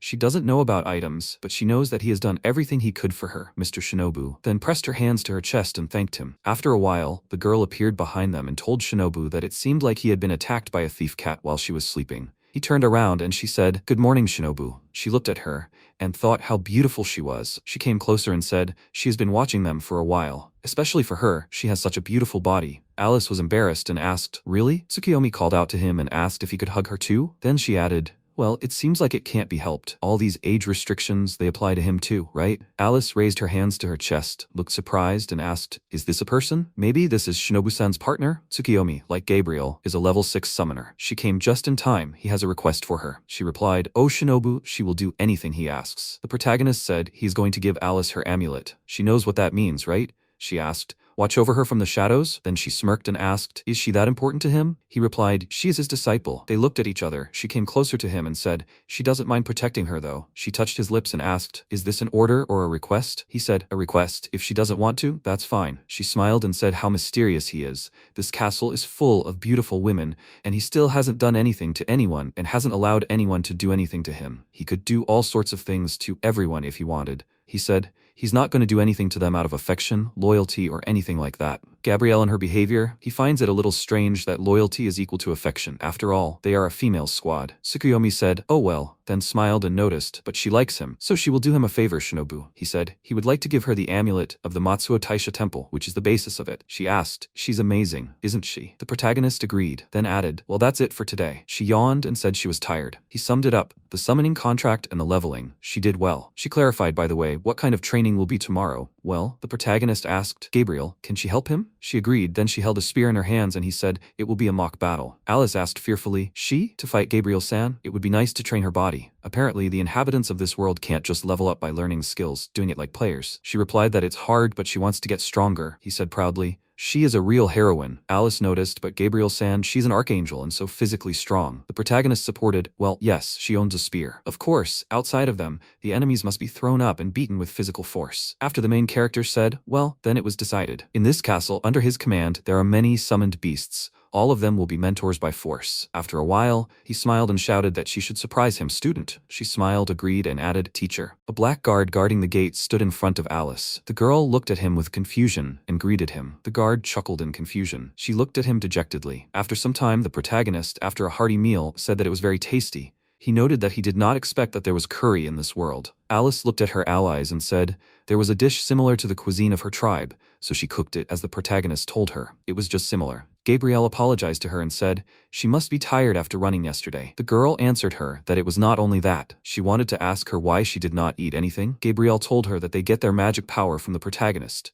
So in principle, they do not need it. The protagonist was surprised. Does this mean that they cannot eat? Gabrielle noted that it was also true that they felt hungry even if it didn't bother them. She added that preparing their food also required a lot of work, so they were very grateful for their care. Alice muttered something under her breath in confusion. Gabrielle asked the protagonist, what about the swordsman at the entrance of the castle? Does he never leave the gate? The protagonist noted, that black dog. He agreed to work as a gatekeeper of his own free will. They call him the 1,000-mile demon eye. Well, he is also like a god. Alice said, even though he is a god, he is still in human form, so Mr. Black Dog is also hungry. Gabrielle noted that he never leaves the gate. Alice answered her, but he is still a human. She thought hard about something. Finally, she smiled and said that then, she will take the leftovers for lunch. The protagonist asked her in surprise, why didn't she ask the other maids? Alice laughingly noted, although their role was the lowest, but they were somehow high level. The protagonist decisively said, if she wanted it that way, then so be it. The girl laughed and told him that it would be so. She took a basket with provisions and came to the gate to the black guard. Alice turned to him and asked him if he was hungry. She added that she had prepared him some food. The guard answered her in amazement that he didn't need it. The girl looked at him in bewilderment and asked him if he didn't need it because he couldn't eat. The guard exclaimed in a menacing voice, what? Alice thought in fear. She knew that she shouldn't have said this. She was so scared, but still, she plucked up her courage and asked him for forgiveness for starting to talk to him. Clutching a basket of food, she noted, of course, he probably didn't need to eat, so she'd better leave. The girl was about to leave, but suddenly the guard stopped her. He told her, embarrassed, that he wasn't used to talking to girls, that he had a job as a gatekeeper. Alice, who hadn't expected this, couldn't believe her ears. He was talking to her. The guard continued. He didn't like being distracted from his work. That's why he told himself that he shouldn't talk to girls. He added that if he didn't like it, it didn't mean that he was uncomfortable. Alice thought in surprise, but it turns out that he wasn't that scary. She stared at him thoughtfully. He asked her, wouldn't she laugh? The girl asked him for forgiveness. She said that he seemed so strong. She hadn't expected it. Alice, unexpectedly for herself, admitted to him that she had been in a lot of pain before and it was easier to be alone. If someone is deeply connected to other people, it will be harder when they betray. Betrayal is unbearably painful. She thought it would be worse, but it seemed to her that the conversation had worked out. She apologized to the guard again and told him that then she would go to lunch. The guard asked her to stop. He asked her, pointing to her basket, would she throw them away? Alice asked him in bewilderment. What was he talking about? He continued, well, what did she bring him? The girl listed. There was curry, sandwiches, and some other things. He suddenly offered to eat with her. The guard took off his helmet, which surprised the girl a lot. He told her that he was at work, but he would make an exception. She looked at his helmet in amazement. They sat down right on the floor, and the guy took a sandwich. Alice, having prepared a glass of drink for him, looked at him carefully. He was confused and asked her what was wrong. She hesitated, and then said that it was nothing, so he took off his helmet when he ate. Watching him eat, she asked him how it tasted. The guard remarked that it was not bad. He wondered what was in the cup. Curry? Then he would take some. Having tried it, he choked and washed it down with a drink, noting that the dish was spicy. Alice remarked, well, of course, maybe he didn't like that kind of thing. She sighed and said that she would make a curry that wouldn't be spicy. She added that he should let her do it, and also she would not talk to him unless necessary, but he should let her greet him when he passed through the gate. The girl added that they were friends who lived here together. The guard frowned and said that they were not friends. Alice was amazed and said that it was very impolite to say that. The guard was embarrassed and said that it was not so. He explained to her that a friend was a comrade in arms. He had never been on the battlefield with her. So, yes, until then, she would train hard. Did she understand now? The guard added that he would not tell her not to talk to him anymore, and that she should make the curry sweeter next time, then he would eat it. The girl smiled and told him that she understood him. Alice was jubilant. She had managed to find a common language with him. She left. The guard thought she was strange. Meanwhile, the protagonist watched Alice return through the window. Gabrielle asked him if something was wrong with the girl. He told her that everything was fine. He thought that Alice was getting used to the castle. The girl noted that she saw that his students' training was going well. The protagonist did not think so. He explained to Gabrielle, rather, that was the problem. In order to become stronger, one had to learn more powerful magic. But they, the people of this world, didn't learn it by simply leveling up, did they? Gabrielle responded to the protagonist in surprise that it was so. He continued, in order to acquire magic, one had to have a sufficient status to match the magic, and one had to have the ability to learn magic. To do this, one had to use special items that had magic formulas written on them. For example, a scroll. Alice could only handle the first magic that she was taught when she entered school. He read out her stats. All first-level magic is compensated for by the MP consumption due to the contract with the higher existence of the 4 attributes. The protagonist noticed Gabrielle's concern. He asked her what was wrong. She apologized to him for being thoughtful. The protagonist said, if that's the case, Alice will have to go to the academy again. After a while, the girl changed into her uniform. She came out to her allies and apologized to them for waiting. The protagonist looked her over from head to toe and noted that, in his opinion, the uniform was in order.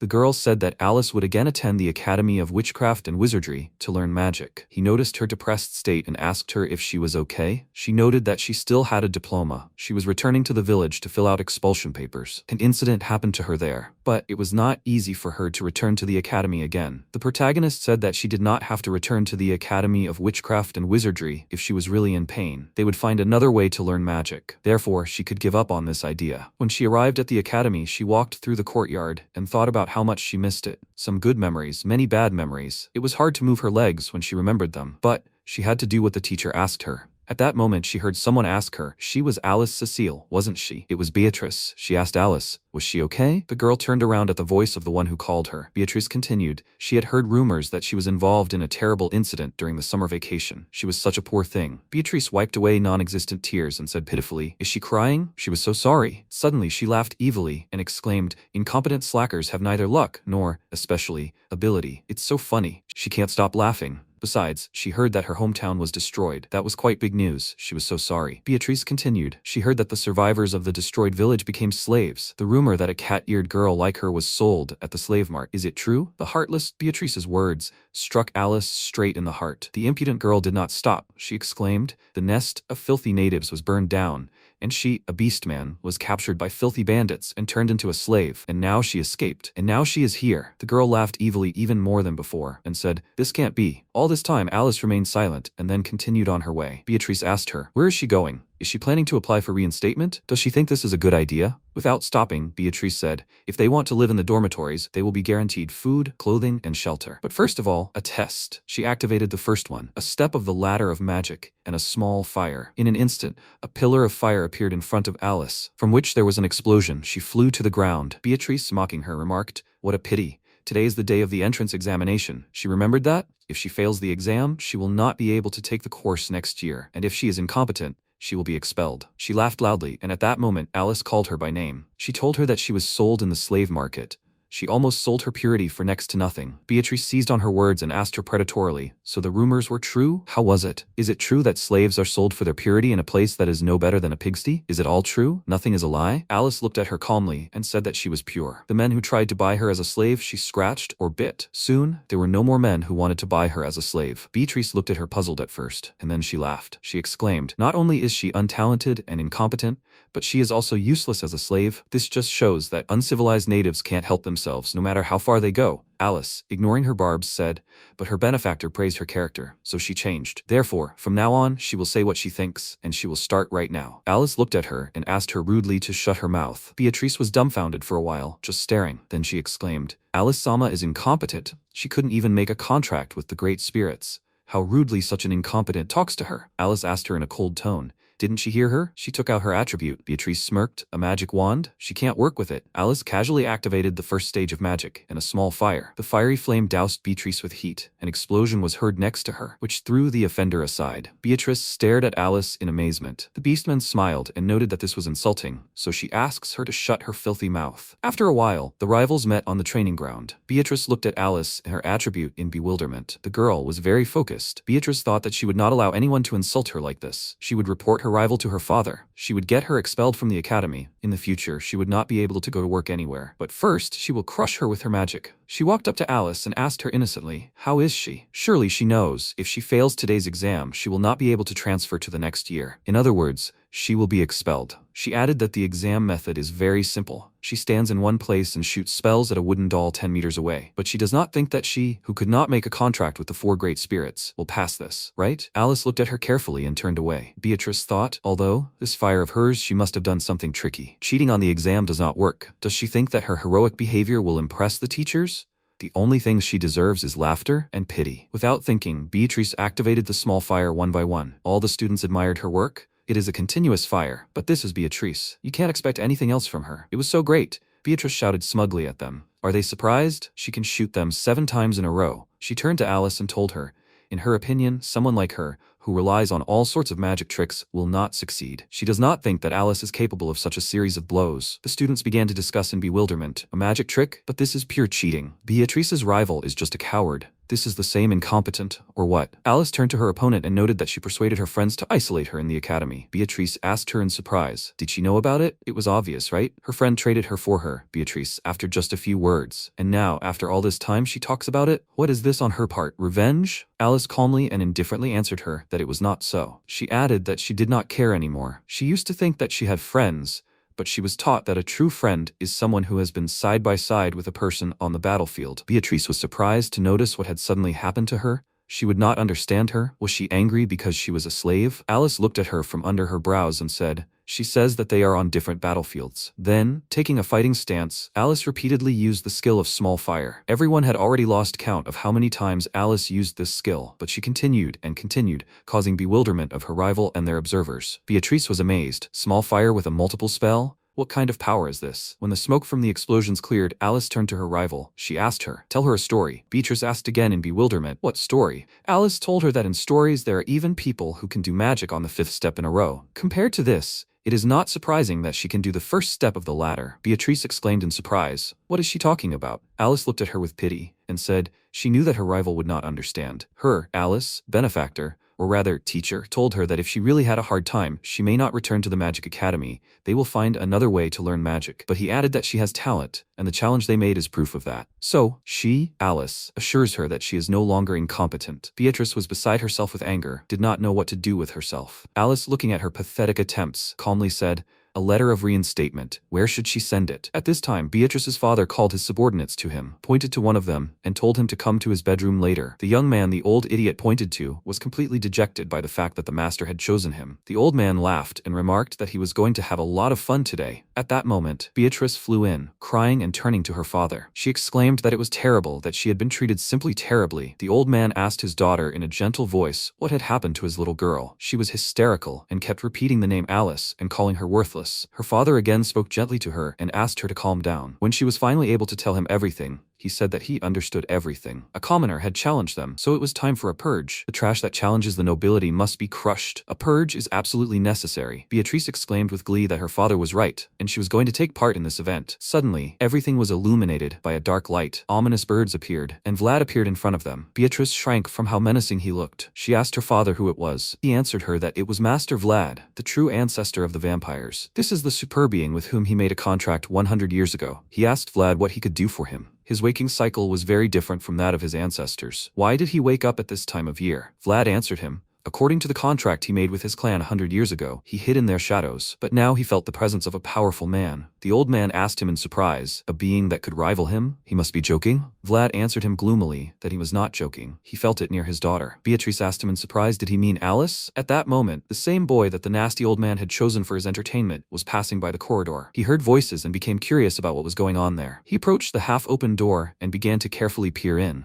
Meanwhile, Beatrice's father asked Vlad, a master and a commoner? He was afraid to ask him for such a trivial job. The vampire was surprised. Trivial? Even if it was a contract, it was boring to deal with them. It was almost unbearable. He added that their political rivals, their families and soldiers, he had already had to clear the way for him many times. The old man ingratiatingly agreed with him. Yes, that was true. That was already a great help. Vlad noticed the boy who was eavesdropping on them and said angrily, this was real boredom. They didn't even understand what he felt. They were using him to clean up all sorts of trash. And besides, he was very hungry. At such moments, he could not think of anything else. In the blink of an eye, the vampire rushed towards that same boy, grabbed him, and began to drink his blood. As he did so, the old man told Beatrice to use his wisdom to resist this powerful entity. The astonished girl answered him as her father ordered. Meanwhile, on the outskirts of the city, one of the three sages, Matrajana the White, who was level 98, said, what nonsense. A vampire of the true ancestors? No idiot can resist them. Speaking of Alice, he felt that something had changed in her, no doubt about it. The black demon, who was level 95, also one of the three sages, said, finally, she has appeared. The last of the three sages, Furious the Red, level 92, said,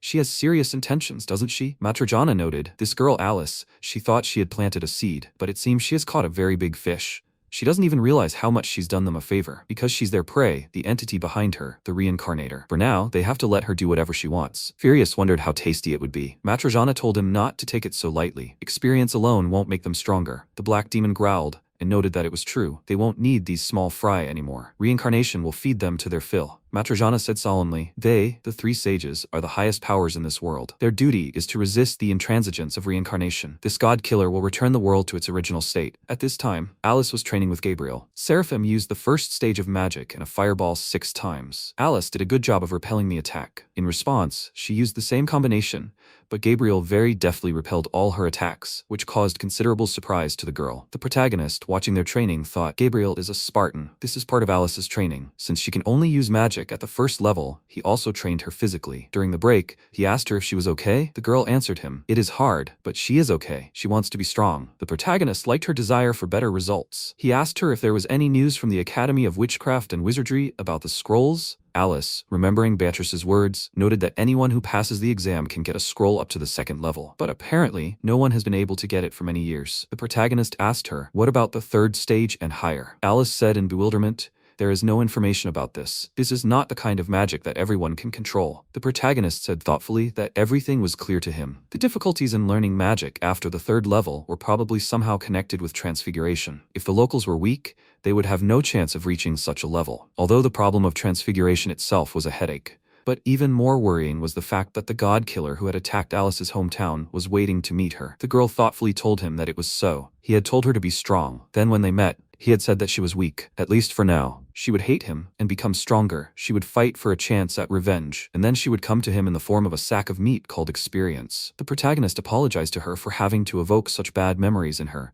Alice objected that he had nothing to do with it. She herself would not be able to forget, even if she wanted to. The protagonist looked at her carefully and thought, a godslayer who hunts reincarnated people. He can't even guess who it could be. Alice told him that she would change her clothes now and go. The protagonist wished her good luck. He and Gabriel watched her for a long time. Arriving at the academy, she began to take the exam. Her opponent was Beatrice. Very soon, she defeated her, which caused considerable surprise to those watching. After a while, Alice was sitting in the classroom and doing something of her own. The students whispered among themselves, is this the same incompetent Alice? Such skill and incompetent? Someone noticed that she was a little cute. His mouth was immediately shut, telling him that he was an idiot. She was a beast. The student noticed, but watching her defeat Beatrice was pure pleasure. Her friend advised her to be quieter. At that moment, Beatrice entered the classroom. She thought with hatred that she would never forgive this upstart for her defeat. She even bit her finger in her rage. When Alice was returning home, she thought sadly that she could not find anything in the scrolls today. She could not wait until she became stronger. At that moment, Beatrice stood in her way. Alice asked her in surprise, what did she want? Beatrice asked her in a strange voice, what did she feel now? The beast woman asked her in bewilderment, what was she talking about? Beatrice, not holding back her anger, shouted, mocking her, the head of the academy. Because of her, everyone is now whispering about her. Alice calmly said that she was not interested. The rival clenched her hands into fists and exclaimed that she could not stand this anymore. She pointed her attribute at the beast woman. Alice asked her with pity, was she going to shoot her fireballs again? Beatrice, her eyes flashing with anger, exclaimed that it was not so. This time she had prepared third-level magic for her. Alice looked at her in bewilderment. The rival shouted angrily. She was surprised, wasn't she? She had always been here. This was nothing but transfer magic. Alice cursed in panic. She was in bad shape. Beatrice continued in a rage. Her family had invested all their resources in this trap. Now only death awaits her. But she doesn't think it will be easy, does she? After these words, Beatrice laughed evilly. Suddenly, everything went dark. Black feathery clouds and a strong wind appeared. Alice, in fear, could not understand what was happening. Beatrice mockingly asked her, was she shaking? They hunt people like her, because they have experience. The rival pointed her finger to the side and suggested that she look where she was pointing. Alice saw Vlad, surrounded by the people he had destroyed. Beatrice turned to him and said that she had brought her to him. She asked him what kind of bodies were next to him. Vlad told her that they were 1 A-rank adventurer and 5 F-rank adventurers. They knew too much. They must be political rivals who were against their house. Beatrice exclaimed in admiration. He fought an A-rank adventurer? He was really the supreme true ancestor of the vampires? She turned to Alice and remarked that they were invincible. She had gone so far. Stupid. Alice asked him in surprise. The true ancestor of the vampires is the supreme being of darkness. Why would the true ancestor of the vampires listen to a human? Vlad told her that this was the essence of their contract. He was interested in those who stood behind her. She herself is not interesting to him, so they will solve it quickly. Alice said that she understands him. She thought that behind this there's not necessarily such an unusual creature as the protagonist, who is able to subdue a true vampire by force. It is her fault that she carelessly fell into the trap. They must somehow get out of it. The vampire, watching her thoughtful look, said that everything is useless. Suddenly, all the adventurers he killed stood up and went towards her. She exclaimed in amazement, what are these? Corpses. The rebels approached her and grabbed her. Vlad said that these are his subordinates, zombies. He added, this is what happens to those whose blood he absorbs, and she will be one of them. Beatrice laughed and exclaimed, it seems her rival cannot move. She turned to her ally and told him, as she thinks, it is not worth messing with this fool. She thinks they'll leave her alive and move her to the Geisen family estate. She added that her pet orc was in mating season. Animals deserve animals, right? Vlad winced and remarked on how bad that was. In any case, he doesn't care what happens to her. Alice tried to break free from the zombie's clutches. Beatrice exclaimed maliciously. She was so pathetic. Incompetent people like her should know their place. Alice closed her eyes and asked her teacher for help. At that moment, the voice of the 6th-level summoner Sukiomi was heard. She told Alice that she would help her. Vlad extended his hand to Alice, but the summoner cut it off at the elbow. There was a powerful flash of light, and Sukiomi appeared in front of Alice. She told her that it was good that she asked her. She couldn't let her die from her stubbornness. Vlad asked her in bewilderment, who the hell was she? The summoner turned to him and said with a smile, she would tell him who she was. She is one of the 3 great deities of the land of the rising sun, the ruler of eternal darkness and the god of the moon, Sukiomi Mikoto. In other words, her name is the name of the one who announces his imminent death. Vlad looked at her in confusion. Beatrice exclaimed, who is she? The summoner told her that it was not that important. Beatrice did not stop. She laughed and said, she was going to fight Vlad himself? Is she serious now? The progenitor of vampires himself? He is an invincible, strongest being. Sukiomi said that she was talking too much. She walked up to Beatrice and struck her, breaking her face. She squealed in pain and humiliation. The summoner noted, she was like a slaughtered pig. Sukiomi continued, everything she said was nonsense. The words about the true ancestor are indeed interesting, but they are all lies. Vlad asked her in bewilderment, what is she saying? He is the true ancestor of vampires. Sukiomi, feigning surprise, noted, is that so? It is a bit strange, isn't it? The true ancestor, the first vampire and the ancestor of others. They say there were several of them. And these zombies, he feeds them with his blood? Then why are the descendants of the true ancestor zombies and not vampires? It was pitiful to look at him. He said in surprise that it makes sense, but why? Beatrice exclaimed in bewilderment, turning to him. Why did he doubt? Hadn't they protected her family for so many years? Vlad muttered something unintelligible in confusion. Sukiomi turned to the vampire and said, it seems there were difficulties. Perhaps Shinobu knows about this. What should I do? At that moment, the system window gave a signal. Perhaps she could access the protagonist's archives as his summoned creature. She decided to try and enter the keyword false ancestor. She managed to do it. She ran her eyes across the screen and noted that she understood. The system gave out information that once upon a time, a dark alchemist created an artificial vampire. He put all his power into it, hoping to surpass the true progenitor. But nothing worked. Unable to accept the failure, the alchemist went crazy. He began to lie first of all to himself, believing that his creation was on the same level as the true ancestor. He called the failed project Prince Vlad and implanted complex memories into it. The system fell silent, letting everyone know that the information was finished. Sukiomi said, "Based on this, it now becomes clear why the false ancestor creates zombies." Vlad thoughtfully noted, "It was an event quest in the middle of the game, or maybe a malfunctioning creation." Sukiomi said, "Right? He's not even a vampire." Beatrice said in amazement that she didn't believe it. She turned to Vlad and asked him what it was. He stood there, and as if under a spell kept repeating that he was an inferior vampire. It was even funny. Finally, he understood. That's why, despite his destiny, he was reduced to serving people. His whole life was nothing. He suddenly changed and exclaimed, turning to Tsukuyomi,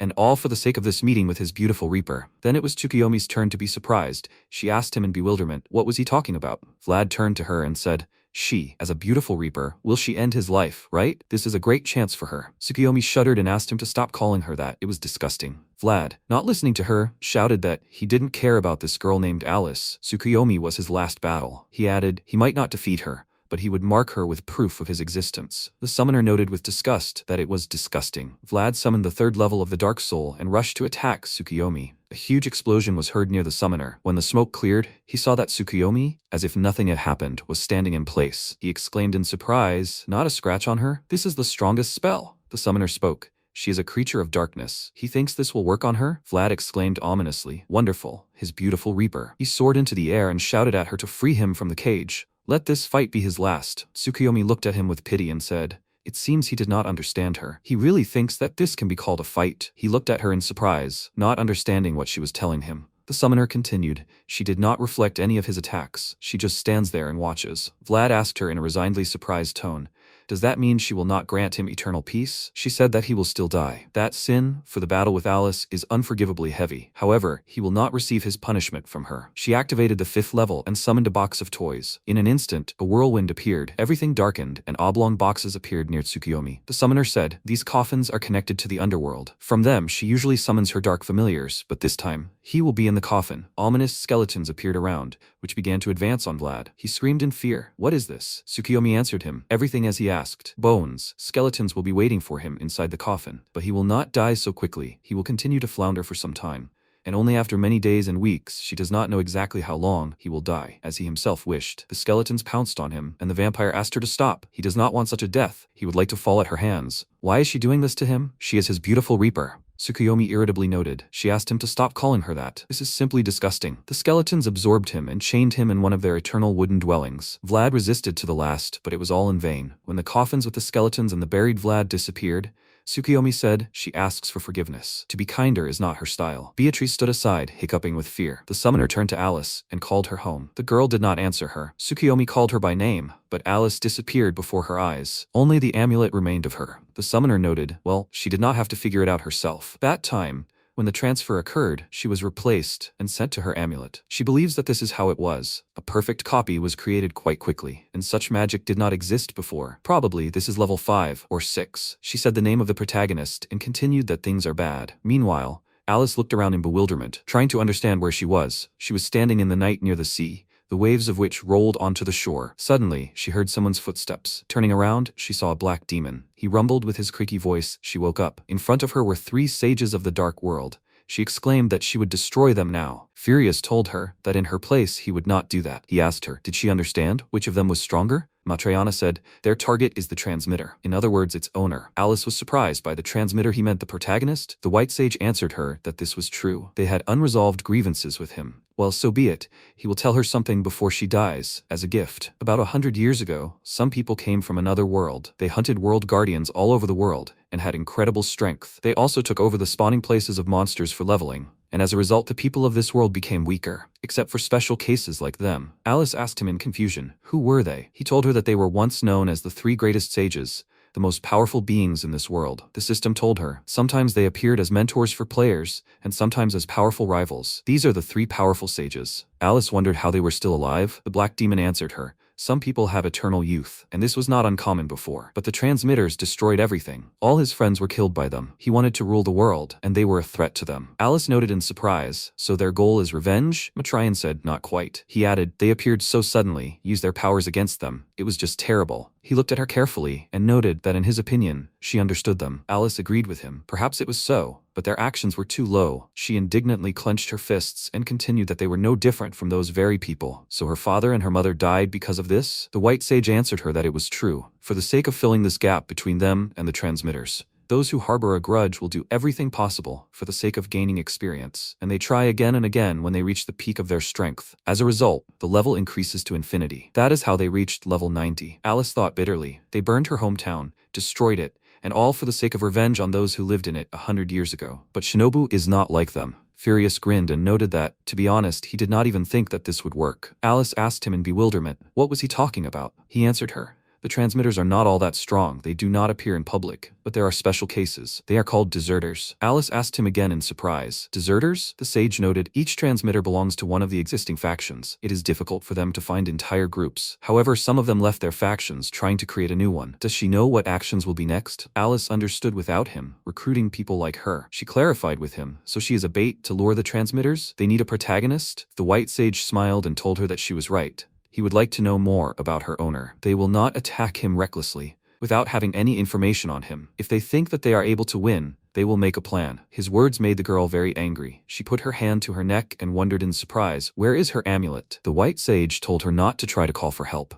He attached the core of the summoned creature to the bait during the teleportation. Alice firmly told him that even if they tortured her, she would not give them anything. Furious noted that it was clear to him. It seemed that she had a strong spirit, and even if she said something, there was a 90% chance that she would lie to them. Matriana continued, that's why they would use magic to get into her head. Alice made an instant decision. She asked them, so the dead man would not tell them anything? The white sage asked her, was she going to sacrifice herself? The girl answered him, she did not want the protagonist to have problems, and none of her friends. Furious smirked, but did she have enough courage? She threw herself into the sea without thinking. The sages watched her fall. The white sage said that she was an idiot. She thinks they won't look into the brain of a dead person? Falling, Alice suddenly realized that she would die for nothing. Her efforts, revenge, she did nothing. She smiled through force and asked for forgiveness from her parents and friends. Suddenly, she realized that someone caught her in their arms. Opening her eyes, she saw the main character next to her. He asked her for forgiveness for being late. The girl exclaimed his name in surprise. He lifted her into the air and noted that he was sorry that she had to endure this. Having landed with her on the shore, he covered her with himself and addressed the dark entities with the words that she was his student, and the price that would have to be paid for her abduction was high for these damn idiots. Matriana exclaimed, and he appeared earlier than he thought, despite the fact that this place was hidden by magic. The protagonist answered him, no matter how far away his friends and subordinates are, he can always find them. The white sage called him a bastard. At this moment, Gabriel and the Dark Knight appeared behind the protagonist. Alice hesitated and asked the Dark Knight, so she is a friend? The knight exhaled loudly instead of answering. The white sage thought he did not expect to see him so soon, but he is still here. The protagonist noted, he knows the true identity of the high-ranking killer. He heard everything. He put his hand on Alice's head and continued, transmitters really do whatever they please in this world. And he also has concerns, but they burned the village and sold Alice on the black market. And after that, they still dare to call themselves great avengers. He took a fighting stance. Gabriel said that she will fix everything they did, together with him. The Dark Knight stood next to them. The white sage asked Gabriel if she was not the same transmitter. The black demon said that he would deal with this swordsman. Furious noted that he was taking on the girl. The white sage told them that they could do whatever they wanted, but the transmitter was his. A fierce battle ensued between the opponents. Matrion pushed the protagonist off the cliff, and in a moment, he saw how quickly he moved, after which he immediately appeared near his face. Shinobu grinned and said, how fast. He didn't live for hundreds of years in vain. Matrion returned his hat and putting it on, said he hadn't even warmed up yet. Suddenly, he hit him in the stomach. Gabrielle called out to him and Furious, with whom she fought, said that now he was her opponent. Meanwhile, Kuroinu fought with the warrior, crossing each other's blades. Shinobu stood in front of Matrion and thought that he did not feel his movements, which means he was using the 5th level, teleportation. The protagonist repelled his attack and said discontentedly that his title of sage is simply useless. When suddenly an explosion occurred in their place and he appeared behind him. Matrion said that he studied all types of martial arts and hand-to-hand combat suits him the most. Besides, people like him rely too much on their acquired power, and it seems he doesn't know how to use his gift properly. Shinobu agreed. It's hard for a summoner to fight in close combat. Suddenly, Matrion jumped into attack, but he noticed it and grabbed his hand. saying that he would definitely dodge a point-blank attack. The situation around them heated up, and magical lightning appeared after the protagonist used the 5th level of killing inclination. After the dust from the explosion settled on the ground, Shinobu and Matrayan stood opposite each other. The protagonist thought about how less than half of his health and mana were taken away. He said that it was an interesting move, but he used the 3rd level of healing magic, and his wound began to heal. Shinobu looked at him in surprise. Meanwhile, Furious looked at Gabrielle, who was tired, and asked if that healing magic was really necessary. It seemed like his friend was stronger than him. Shinobu called out to her in fear, and she apologized to him. Furious introduced himself as the Red Sage. He may look like a child, but he was actually the strongest archmage. He used magic and 3 huge rocks flew straight at her, creating an explosion. Gabrielle was suddenly behind him and swung her staff, when suddenly she stopped and noticed his sly smile. Furious used the 3rd level of freezing magic, but she deftly dodged the attack. Gabrielle wondered why every time she tried to hit him, her body seemed to become heavy and she could not control her movements. Maybe it was a mind interference spell? She needed to finish him off quickly and help Shinobu. Furious said that he did not know why she was holding back, but she could not defeat him at this rate. When suddenly chains appeared around Gabrielle and bound her arms, pinning her to the ground. He smugly said that unlike other sages, he did not have eternal youth, and used the flesh of young girls and children to maintain his shape, and she will also become a part of him. But before that, he has fun with her. He asked her not to worry. He knows how to please a girl. Meanwhile, the black demon fought with the knight and he defeated him and said, "Easy as pie." Kuroinu fell to the ground and the black demon said that this is not enough. He is already tired of opponents unworthy of him. He is not suitable for him and even his sword style cannot defeat him. He hoped that someone like him could amuse him. Kuroinu looked at him and thought that skills do not work on him. The black demon said how disgusting and then asked him to just admit defeat and he will execute him. Kuroinu said no way, since he came here to save a friend. He noted that it was well said, "Let it be so, and he will recognize him as a strong warrior," and Kuroinu rushed to attack the black demon. Meanwhile, Matrayana said, "It seems the outcome of the battle is predetermined." The protagonist said, "As it turned out from the one who plays dirty, he is strong, and before he dies, he wants to ask something." He asked, "So he has already given up?" It is quite reasonable, and usually, the others begged for mercy in life. So be it. As a gift, he will answer. Shinobu asked, "How is their strength different from theirs?" Matrayana said, "Determination." Is he familiar with the agony he experiences when he sees his friends die, and how his world is dominated by strangers? That is why they constantly improve themselves to reach unprecedented heights. The protagonist heard and asked, "They receive spells when they level up, but they are not like this? How did he master his magic?" In his opinion, there is a big difference between them. Matrayana thought about it and said, "From the great library of Sukie, there is a grimoire that allows you to either give a person powerful magic or absorb their mind. Those who challenged its power were killed by the grimoire itself." Shinobu said that he had a hard time and happily thanked him for sharing. That was all he needed, and now he would change the entire course of events. A system window appeared in front of the protagonist, and by pressing the button, a powerful magic beam formed around his body. Shinobu said that he was using the class mastery sphere, and the divine release skill was activated. The black demon exclaimed, "This is his true form." Suddenly, Kuroinu transformed into a Cerberus and said that he is the guardian of the gates of hell. Meanwhile, Furious looked at Gabrielle in surprise and asked, "A full cure?" A powerful stream of energy formed in his hand, but she deftly repelled his attack with her staff, saying that it was useless. Under Shinobu's protection, his spells would no longer work on her. Furious displeasedly said that he had not yet tried his full power on her. He did not want to do this, since he was becoming terrible,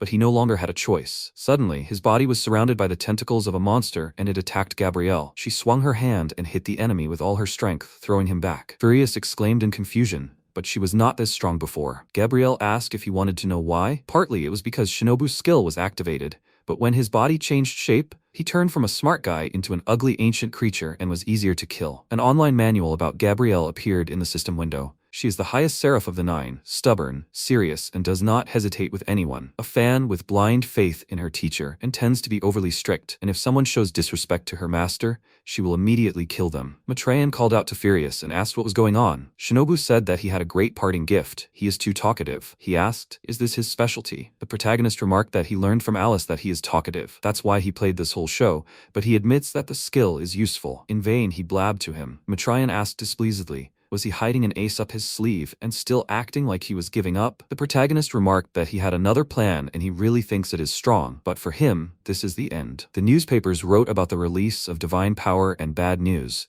Will the broken skill be implemented in the next update? The interrupter class was not in the best position, and to correct this, an update with a new skill was added, and this is what it turned into. The black demon took out a sword and said he never thought that he would fight a demonic beast with swords, but since this is the case, he will recognize him as a swordsman. A sword appeared in Kuroin's mouth. He ordered him to attack first, but one blow from him, and he will go to hell. Kuroinu rushed to attack, but ran past him with all his speed. The black demon said in bewilderment, "How wonderful," and suddenly blood gushed out of his body. Meanwhile, Furious begged him to stop through pain, but Gabriel ordered him to be quiet. She swung her hand and said that he tried to kill Shinobu and deceived her by dragging her here, so she had to pay for everything. Furious asked in bewilderment, what was she talking about? Gabriel hit him with all her strength. Matrayana looked at Furious with displeasure, and Shinobu said that his friends were stronger than him. His words, right? He exclaimed in displeasure that this was not the end and he would finish him off, and all his summoned creatures would disappear. The protagonist threw him aside and he asked in surprise, where did such speed and strength come from? Was he really pretending all this time? Shinobu said that part of the attributes of the summoned creatures is added to the summoner. They become stronger and he along with them. Matrayana was confused and said that this was absurd. He replied that he thought so too, but that was his trump card. Matrayana gritted his teeth in anger and used magic to attack him, saying that he was not done with him yet. There would be nothing left of this world. A magical fist appeared next to the protagonist, which attacked the enemy and threw him into the ground. Shinobu said that he did not care how grandiose his goal was, but what he was doing now was no different from the actions of those who ruined his life, so he would end it. Shinobu flew high into the sky, and huge magical seals appeared behind him. Gabriel, Kuroinu raised their gazes,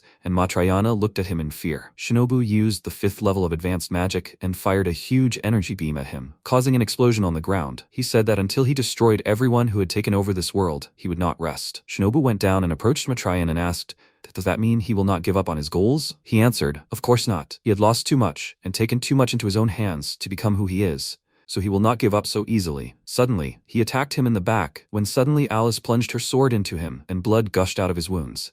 She said that she knew he would go to the very end, because she is exactly the same. Matryon fell to the ground, bleeding, and Alice said, they did it. Mom, Dad, she did it. She avenged them all. Shinobu put his hand on her head and said that everything is fine now. Alice cried and threw herself into his arms. After a while, Alice fell asleep in his arms, and Gabriel said that she had collected all these things. Is there anything useful for him here? The protagonist looked at the demonic eyes of the 3 sages and used the analysis skill. The system window said that this was a magical tool created by the 3 sages that could locate transmitters through their unique spiritual wavelength. Shinobu thought, this is a search radar. It's incredible that they were able to make something useful, and it scares him that they could find Megumi. If he wasn't an old man, then these guys would definitely kill him. Shinobu noted, so he will be able to find Megumi when she comes to this world? In such a huge world, connecting with Megumi is the same as grabbing onto a cloud, and this thing can help him. All that remains is to obtain enough energy to protect Megumi from the hands of an old fool. Meanwhile, Beatrice awkwardly said that she doesn't mind being friends with her at all. Alice apologized, but she does not believe. According to Alice, 2 weeks have passed since that very battle, and everyone knew about Vlad's death. The head of the Heisen family lost all support and was killed by the enemy, and now their family was left with nothing. And Beatrice, surprisingly, is not averse to becoming friends with her. Shinobu erased the memories of that event. Beatrice asked, is she still thinking? She asked her to agree and accept her offer. She's a great aristocrat. Alice bowed and apologized. She can't. Beatrice asked upset, why don't they just forget everything that happened? In a conflict, both are always to blame and they just apologize. Alice calmly said that she was amazed by her words, because she was the one who bullied her, and she was going to quit school. Beatrice asked in bewilderment, quit? What is she talking about? But without her and her glory, she will mean nothing to others. Alice thought that she did whatever she wanted. Of course, her family always supported her and covered for her. Let her pay now. Alice said goodbye to her and thanked her for everything. She tearfully begged her to stop. Now that she had all the necessary information obtained from the scrolls of the sages, there was no point in her studying at the academy, and on that very day, she simply dropped out. Meanwhile in Armguild, the guys were walking around the city and Alice asked the main character where they would go now. To the dungeon? He agreed. Their task was to get the forbidden book in the Great Library. Most of the dungeons were taken over by adventurers. That's why they came to a place where there were no popular guilds. Here she would not stand out from the crowd and would be able to collect all the necessary information. Suddenly, Alice heard something and turned to Shinobu. She wanted to know. He answered as expected. She turned around and noticed the dog saying that this puppy was following them. What if it got lost? Shinobu awkwardly asked her not to continue. According to him, the divine transformation into a beast when releasing power has its drawbacks. Kuroinu will experience a period of weakening after his true transformation, and this is his weak form. Shinobu smiled and said that they will just move on. Kuroinu looked at them and mentally thanked him, but still, he does not want Alice to remember this shame. Alice happily approached him and asked how he was. Kuroinu looked at her bashfully, and she noticed that he was so cute in this guise. Shinobu asked if she knew that he was stronger than her in this. After a while, they came to the guild and the protagonist thought, this is the Adventure Guild, and part-time the headquarters of the transmitters. "The Dawn Brigade, and first, you need to register in the guild." They walked inside and the warriors stared right at them, sometimes laughing. Kaori called out to them and said that she was the guild master, not the adventurers, but the leader of the Dawn Brigade. The warriors surrounded them and drew their swords. She said that he was now surrounded. Shinobu noted, surprisingly, he did not expect her to take the initiative. Kaori said that she was surprised too. He so brazenly entered from the front door, and he looked exactly as Imabayashi described, and it was not easy to find him. The protagonist asked, "What do they need?" Kaori noted if he saw, they were arguing about what to do with him at the heavenly meeting. He asked, "The heavenly meeting?" She asked. Did he really not know? It was a meeting of all the representatives of the Transmitter Guild, and his stepfather was there. His location could not be found for a long time, and he was the only such transmitter, and after long discussions, it was decided to kill him as soon as he appeared. Now they have 5 people with the maximum level and 7 above 70. He is in a losing position, so what will he do? Shinobu said to kill him as soon as they find him. How scary. It would be a hopeless situation if he were an ordinary player. He has a way out and an ace up his sleeve, so there is nothing to be afraid of. He said that this spectacle is enough. She wants to talk, right? Kaori asked what made him think so. She had already explained everything to him, and they only wanted him dead. The protagonist said that if that were the case, they would have killed him right away and not talked here. Kaori noted that he could have set up an ambush, but he did not. This is very insightful, and asked him to forgive her. She has no reason to fight him. Alice asked what happened. Kaori explained that there are 2 known cases when 2 transmitters cross swords upon meeting without saying a word. If he was one of those, she would have used force, but there is no need for that. Alice asked in surprise, "Is this true?" Kaori introduced herself and said that at the heavenly meeting she was the only one who refused to kill him. "Does he understand what this means?" he asked. "Does she value him?" Kaori noticed. "That's right, and wants him to join them. This is a good offer for him, and there are tasks available only to members of the guild. Among the rewards is a logout ticket. This is the condition for completing the game. In addition, she will be able to protect him from Imabayashi, and also his sister, who is currently hospitalized. She will be able to tell more about her." Shinobu grabbed her and asked fearfully, "How does she know about her, and how did she do this?" Kaori took his hands away from herself and said that there is no need to panic so much. If he wants to know more, he can come to her and they will drink tea. After a while, Saito led them to the office and asked them to wait for her here. She will get some documents about his sister and come back. Saito looked at them with displeasure and said that he does not like him. The protagonist asked, "Who is he?" He introduced himself as Saito, and he is one of the few members of the guild with the maximum level. It is in vain that Kaori did not kill him, since he is too dangerous, but he is not going to start a quarrel, and it is not entirely about him. He visited the Patriotic Lion Guild, led by Imabayashi. Shinobu asked in confusion, "So he is the leader of the guild? Why is such a person the leader at all?" Saito agreed, but he has many paid items. He probably understands that accepting him into the guild means hostility with him. This has its advantages, but it is not worth it. Many guild members are unhappy with Kaori's policy on this matter, as is he. In other words, can he refuse her offer? The protagonist asked, "What if he says no?" Saito approached him and gritted his teeth in displeasure that he is a bastard and probably boasts that he is the strongest among the weakest. It won't work against those who are better than him, and he will force him to submit. Suddenly, Shinobu grabbed his hand and squeezed it with all his strength, asking what he said. Saito thought, "It shouldn't be like that. Where did such strength come from?" Shinobu thought that he doesn't know about his release of divine power. He will scare him half to death. He noted that he doesn't like being laughed at. Does he want to continue? Kaori entered the room and happily thanked them for waiting, and then noticed Saito rubbing his hand. She asked what happened. He awkwardly said that nothing. Meanwhile, in room 302 of the city hospital, the protagonist's sister was lying. Kaori said that this was her proof. The protagonist thought that there was no doubt, and the photo of Megumi and the location matched. But where did this photo come from? She couldn't do it and bring it here. She said that only a few people can tell about it. She thinks only the 5 great guild masters. The protagonist asked what that meant. She also doesn't know some things. Kaori noted that even the origin of this story is incomprehensible. Shinobu asked if she was confusing him. What was she talking about? Kaori said that she got this photo from Tatsuya, the top 1 player from Levita Online. She thinks that he used to be a medical student and also a national athlete.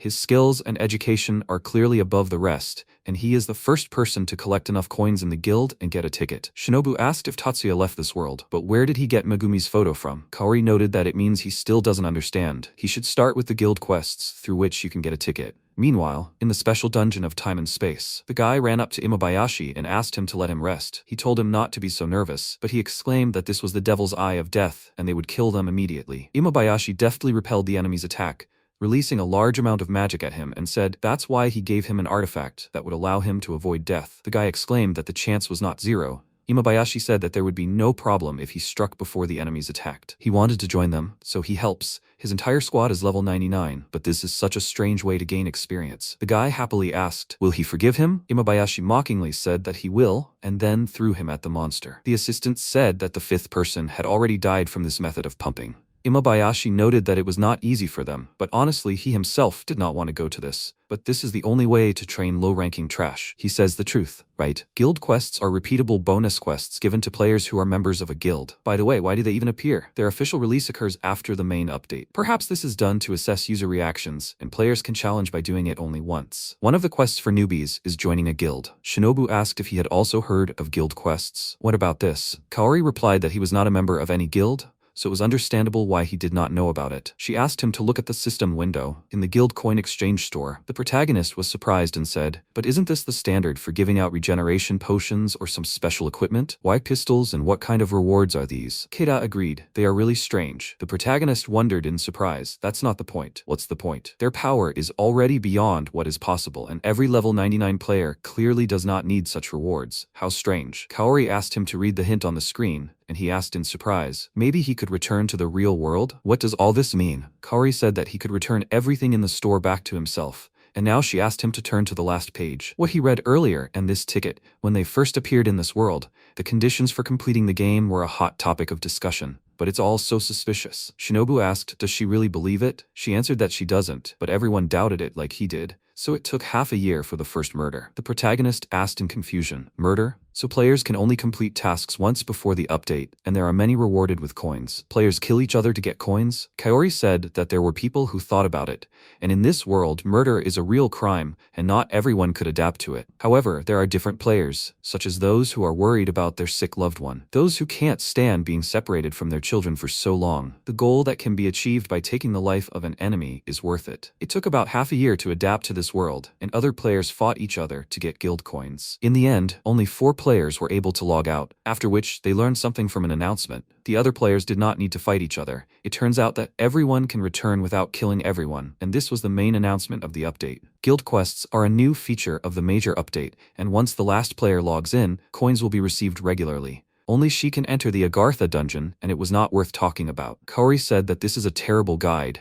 The existence of guild coins and the announcement that only happened after several players got a ticket is tantamount to approving the killing of players. Shinobu asked, does she think this is their goal? Kaori replied that for players who have no moral compass, they have no problem robbing others and killing them. He noted that he can't help but think that the developers did it on purpose. She said that he is a quick thinker. Usually people don't recognize such a cruel plan. The protagonist said that someone close to him would do anything if the law allowed it. Kaori noted that he certainly had a hard time, and yet, the major guilds avoid conflict and wait for the right moment, preparing for the upcoming update. Hence her offer to join their guild. She promises that she will protect him from Imabayashi and other guilds. All that is needed is coins. He can consider it some kind of tribute. The protagonist noted that this seemed more like a threat. She apologized if it seemed threatening to him, but joining the guild will benefit him. After all, more people are needed to complete the guild's tasks, and one cannot do it alone. Moreover, the policy is that the coins they collect are considered the property of the guild,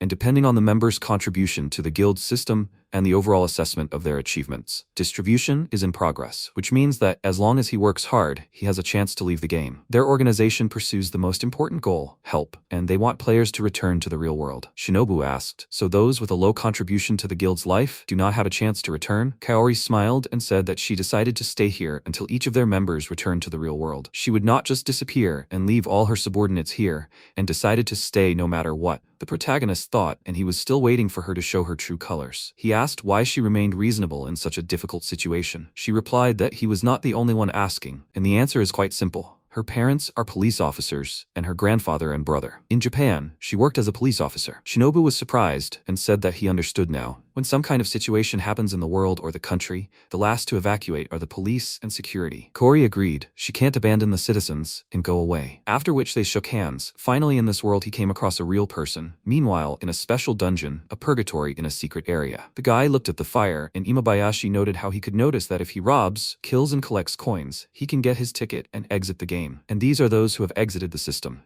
The guy exclaimed that this is all a lie. What kind of exit is this? Imabayashi asked him to look at the outer border of the map, The area beyond this place is undeveloped. In other words, it is outside the system. Did they really exit the system, the game? Technically, they are not lying. The guy exclaimed in fear. It can't be. It means that the players have lived with empty hopes for the last 100 years. Imabayashi said that each of them is just playing. The guy thought better of it and said that he thought so, and he wanted to go back, but now it wouldn't be that important. He smiled and said that he wasn't disappointed in only one thing. Him. He had 10,000 guild coins, so he didn't buy a ticket to log out of the system. The guy said that he liked this world. The conditions were too dubious and he wouldn't take risks. Imabayashi noted that he didn't expect anything less from him. He asked, "What about those three?" He answered that they had been unconscious for a long time. Sometimes they opened their eyes and screamed in fear, clearly expecting not such freedom and returning home. The guy asked, "Where is Tatsuya?" Imabayashi asked. "A first-rank player?" He wasn't among them. The only thing he knew was that he ended up differently from those guys, and he gave him the key to Agartha. The guy asked in confusion, "Agartha? Does that mean he already has a ticket to participate in the global update?" Imabayashi noted that maybe he was trying to say something, so they needed to know more. Despite what happened to these guys, there was a way to log out of the system, and the answer was stored in Agartha, and no one could get there before them. They would kill anyone who got in their way, and they would kidnap women and have fun with them, because everything in this world was his.